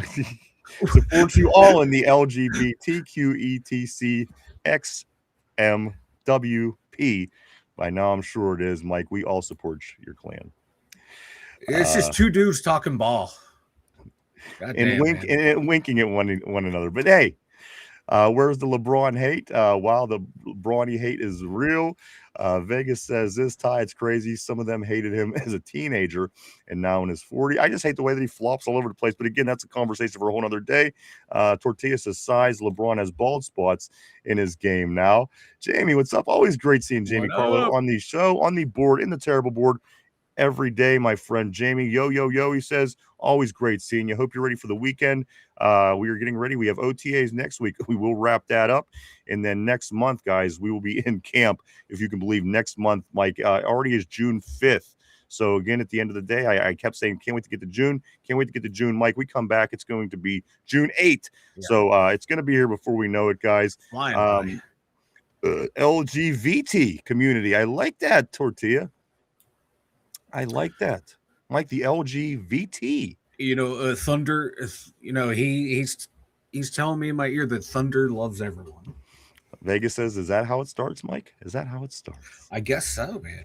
This is like a new adventure Sasha and I are starting on, guys. One thing I do want to know how it starts, Mike. Why don't you start telling us a little bit about that website? The Dum Yinzers.com. Check it out, everyone. We got all of our articles over there. Ryan and I's social media links are all over there. If you're not following us, if you can't find the links on the YouTube page, you can find them over on the webpage. And if you like this sort of thing, hey, man, we got some merch over there too as well. So you can check that out at the2dumyinzers.com. And there's going to be probably a rapid fire selection of articles coming up this weekend of me talking about all the contract extensions that have just happened. I'm working on those right now. Sounds great. I will certainly be checking in and checking it out. Mike, go check it out, everybody. www.the2dumyinzers.com.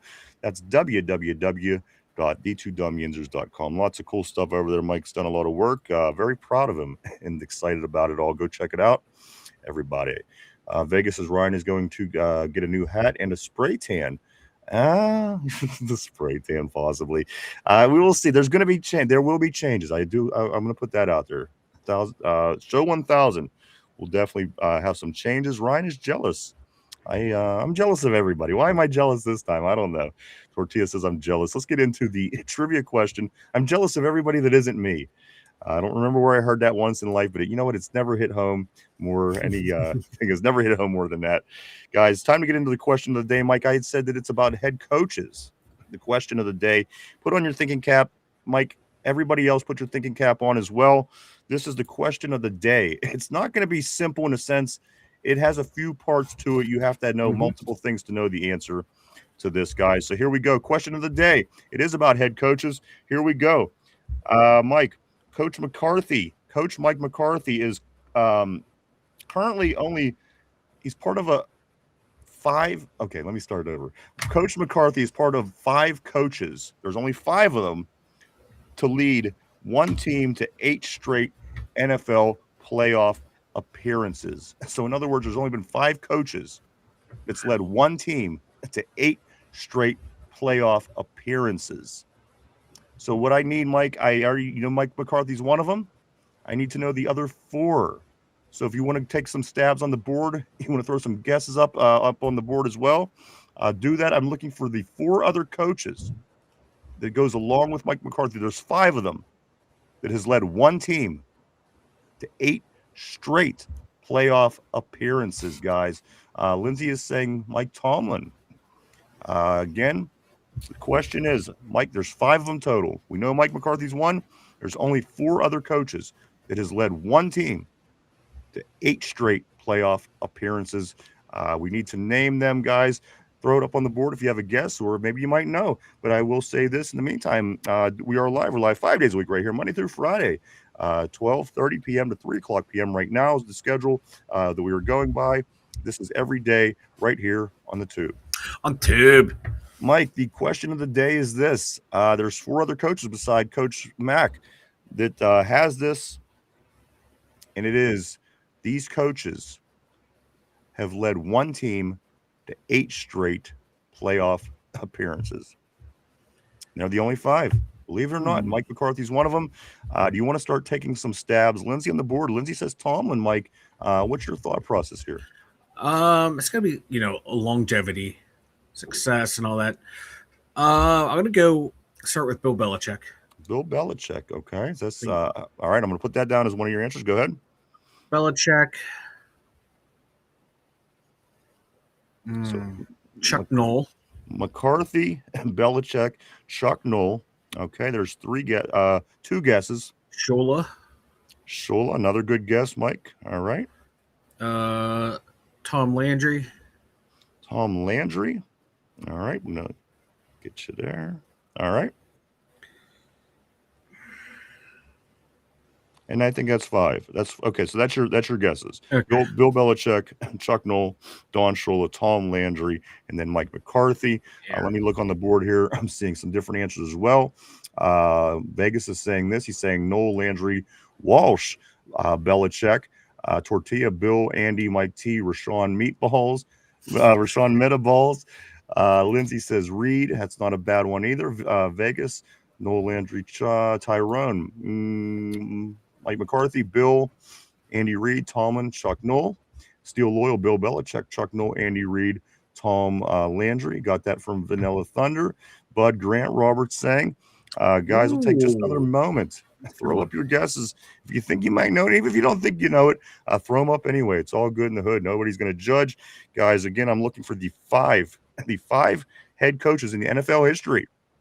The only 5 that take one team to 8 straight playoff appearances. Of course, Mike talked about Don Shula from the Dolphins, Tom Landry from the Cowboys, Chuck Noll from the Steelers, Bill Belichick from the Patriots, and the one that was given, guys, of course, our coach, Coach Mack, right here, did it with Green Bay.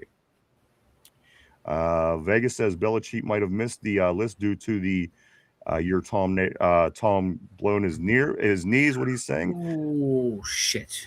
It's a good point, Vegas. Good point for bringing that up. I'll give you just another moment, and we will reveal. Again, I'm looking for 5 head coaches.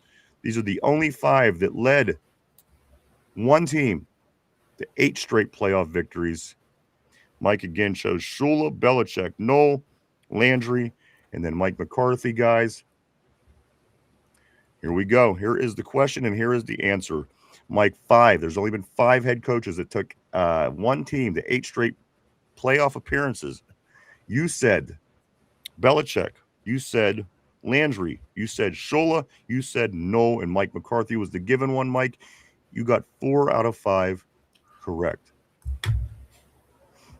The ones you got correct were Bill Belichick is correct. He did do it. Mike, also, Tom Landry. He did it.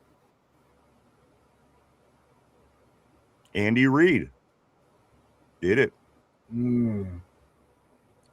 Chuck Noll did it. And Mike McCarthy did it. Those are your 5 coaches that led their one team to 8 straight playoff appearances. Again, Tom Landry, Chuck Noll, Andy Reid, Bill Belichick, and Mike McCarthy. So I was going a little older because I usually back then, coaches were there for a long time, and I knew Reid had those long stints and pretty good, great run in KC right now. The Philly run, I couldn't remember if there was a year there or not when they missed the playoffs. They won. So I don't know if it was there or at Kansas City. God damn, 4 out of 5. I was afraid you were going to say someone like Dan Reeves because that was in the back of my mind. Like, there's got to be a weird fuck out there. Jamie was saying this. He said Walsh, Shola, Noel Belichick. Everybody was in the. Everybody was in the ballpark. I think if you're in the ballpark, I think you were going to do fine. Vegas, they still went 10-6 without him, but missed playoffs. And then Loyal says, "No shit, I guess right. Thank you, Vanilla." Well, that's why I'm here. Let's talk, Mike, about a few things. A lot going on this weekend. I do want to say Buccos, new series with the Braves, 3-game set. That starts tonight, 7:15, game 1 of 3. Our 2 soccer teams, Mike, the Gals, the Riveters, they will be hosting Flower City. That's tomorrow at 3. And the guys, they are going to be traveling to play Charleston Battery. That's a 7 o'clock game tomorrow. And then also, Mike, on the gridiron, our ladies right here, Mike, our Pittsburgh Passion, they are going to be at home hosting the DC Divas in the biggest game of the year at Slippery Rock College. I'm sorry, Slippery Rock College. You can watch the game on YouTube. They are live every week. And I recommend, guys, if you haven't, do check out our ladies, the Pittsburgh Passion. I don't just say it because they're from the Berg. I don't just say it because they wear black and gold. I say it because they play some good football. Check out the Pittsburgh Passion. That is a 6 o'clock start tomorrow. Also, Mike, around the country, you're going to see a lot of people that are interested in the Canes and the Golden Knights. That series in the NHL is tied 1 game apiece. Game 3 is tomorrow at 8 o'clock in Las Vegas. And finally, Mike, the NBA, they're back at it tonight after the Knicks took a 1-0 lead earlier in the week. Mike, the Knicks will play the Spurs in Game 2 tonight. It's an 8:30 start in the NBA. And finally, if you want to watch some meaningful football, the UFL's playoffs are this week. Mike, 4 teams left, 2 of them playing against each other next week for the UFL XFL championship. So again, you want to get a little American football on your TV, we do have that as well this week. Like, both games are Sunday. 3 o'clock start is the first one. That is DC at Orlando. And then the second game is a 6 o'clock start on Sunday. That's Louisville at St. Louis. A lot of sports going on, Mike, for our pro and low pro teams here in the Berg. And if that's going on, stop and grab yourself some Duquesne Pilsner to enjoy it all. Duquesne Pilsner, Mike, is now available in Giant Eagle in 6 and 12 packs and wherever cases are sold. The people at Duquesne Pilsner are always there for us, so we like to be there for them as well, and ask people to support them. Guys, maybe you don't drink a lot, that's fine. Swing over and check out their social media, hit the follow, likes, all that kind of stuff. It all helps as well. Mike, we always have Duquesne Pilsner here at the studio for every event that comes along. Duquesne Pilsner made right here in the Berg, Mike, and it says on the can, grab a Duke. Grab a Duke. Also, Mike, if you haven't, check us out. We are on social media as well. We are on Facebook. We are on X, formerly known as Twitter, Instagram, Threads, even TikTok. Swing by, hit the follow button, keep up with what's going on with the 2 Dum Yinzers on a day-to-day basis. And finally, if you haven't had a chance yet, do hit the like button down below. Hit the like, the sub, the share, the comment, any of that stuff. It all helps us out, guys. We appreciate it all. Thank you so much. Michael, your thoughts on today's show? Let's get that JPJ contract signed. I agree. I'm sorry, when all your meaningful stats and analytics are 1, 2, 5, 1, 2, 3, 1, 2, 4, you're a top 5 corner in the league. You are shutting people down. You're second best cornerback in zone coverage, one of the best in man coverage, one of the best in third downs. Quarterback, cornerback, left tackle, still the top three positions in the league. Looks like we have our left tackle locked up of the future with Fatanu. Let's get our cornerback of the future, in the present, and the now locked up. I'm sorry, he's more important than any of the three edge rushers we have out there. All right, guys. Well said, Mike. We'll be back Monday to get into all this stuff that I just mentioned and to keep on top of all the Steelers scoop, because as we know, the OTAs do pick up back on Monday. So we're going to be right back at it Monday, Tuesday, Thursday, Friday for OTAs. We will be here all week to talk about all that stuff, plus all this stuff, Mike. So much going on, Mike. And as I said, the last 10 games between all these teams, our Pirates and our Low Pros, we've gone 9-1 in the last week. So we're doing a lot of winning here in Pittsburgh, guys. It's a lot of fun, a lot going on. Again, we'll be back Monday at our regular time to get back into it with everything. And who knows what the hell's going to happen with our Steelers, Mike. We could have JPJ signed at that point. We could have a lot of different things because, of course, the beginning of the week when Myles Garrett moved, we did not know that everything was going to come that followed for us. So, again, really anything could happen, and we'll be here for it when it does. Let me grab these last few messages, guys, as we are going to be wrapping up here for the week in just a moment, but I don't want to miss anybody. Let's go right here to... I'm going to go right here and then right here. I'm going to go to Jamie. Jamie says Walsh, Noel Belichick. Right here. Okay, still loyal. No shit, I guess. Right. Thank you, VT. Tyrone. I knew Bill Reed. Noel MF. Other one, I ain't sure. No, it's all. Again, if you're in the ballpark, you're going to get pretty close. But to get all five, it was tough to get all five and to get them all because, again, everybody seemed to generally have the same answers, but identifying which five was the difficult part for sure. Bill Walsh should get. Where did it go? Where did it go, Mike? It jumped on you. It did jump on me. Walsh should get partial credit for Andy Reid. Robert says the Chiefs won AFC West 9 straight years before this. They did. They were awesome. No two ways about it. Lindsay, thank you so much. Lindsay says, thanks. Bye, guys. Have a great weekend. I hope you have the same. Have a great weekend as well, ma'am. Thank you for all your support and always being here. We love you, Lindsay. Mike, 100%. Jamal, my man, great show. We appreciate you, my man, my friend. Thank you, Jamal. I hope you have a great weekend, sir. And finally, Robert says Bud Grant coached the Vikings to 11 straight playoff victories from 1968 to 1978. So again, I'm not real sure. I'd have to look more into that, but I just have that there's 5. So you may be right. You may. I don't know. I'll have to look into it. I can only say what I know. Guys, what else do I got here, Mike? I got this. I do want to say thank you, everybody, for coming and hanging out and checking us out today. We appreciate each and every one of you. We truly, honestly do. We wouldn't do it without you. Thank you so much. I want to say thank you, everybody on the board, as you guys are always a great part of this show. You always help keep this show interesting. Guys, we couldn't do it without you. You are the lifeblood of the show. Thank you so much. And then everybody that's at home or in the car or the gym, maybe taking a walk, listening in your earbuds, watching on your TV, even on your phone, maybe even in the bathroom stall at work as your Friday gets wrapped up and you're just trying to buy some time. We hope that we could do some help you enjoy your day there as well. But you guys, we all thank all you as well. Everybody, thank you so much. Mike, did you look into that last message at all? What was the last message? Bud Grant. The Bud Grant. Yeah. And again, I mean, that would change the answer. Yeah, it would be. Yeah. So, again, we'll check that out real quick for you, Robert. I do apologize.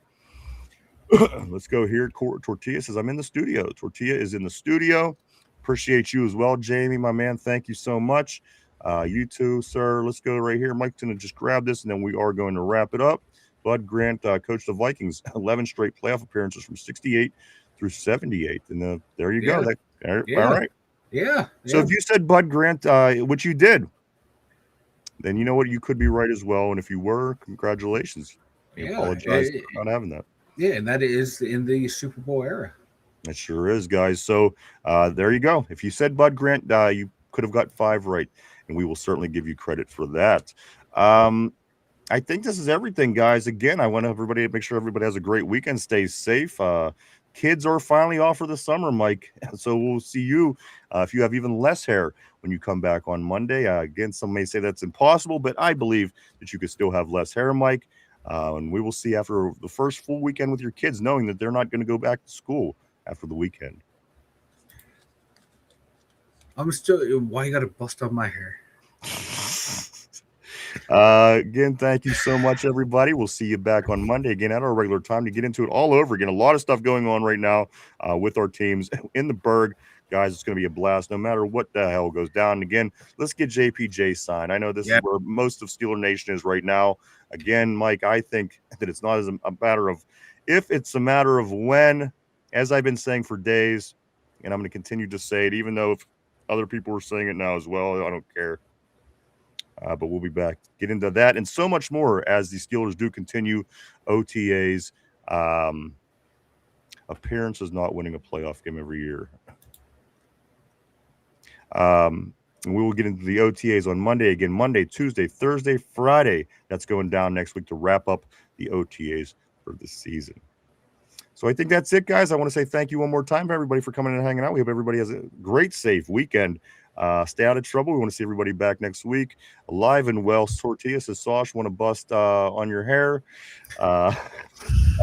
Why do you freaks got to go and make it weird? Okay. See now, this is why I didn't want to give game balls away, because you could. This is a walk-off home run that he just gave. Walk-off home run. This is true. But come on now. I like it. Don't make it weird. Great comment. If I had a game ball to give it to you, I would, but I'm just going to call that the walk-off. I'll give Tortilla my game balls. No, I just do want to say, guys, that was a walk-off. So great job. That was perfect. We'll be back Monday. Do it all over again. We hope to see everybody then. Have a great, safe weekend, guys. For everybody here at the show, for Chop, for RB, for Derpy, for Finch, for Mike, myself. Oh, don't forget to get those all-star votes in for your favorite Pittsburgh Pirates, even if you're not Pirates fans, guys. And then also the roast, guys. Keep that in mind. Keep the wheels turning on that as well. But I do want to say thank you so much. We'll see everybody on Monday. Again, thank you for everything from everyone here at the show. I do want to say peace and love, peace and love, peace and love. The two Dum Yinzers, have a great weekend, and we'll see you on Monday. Bye-bye.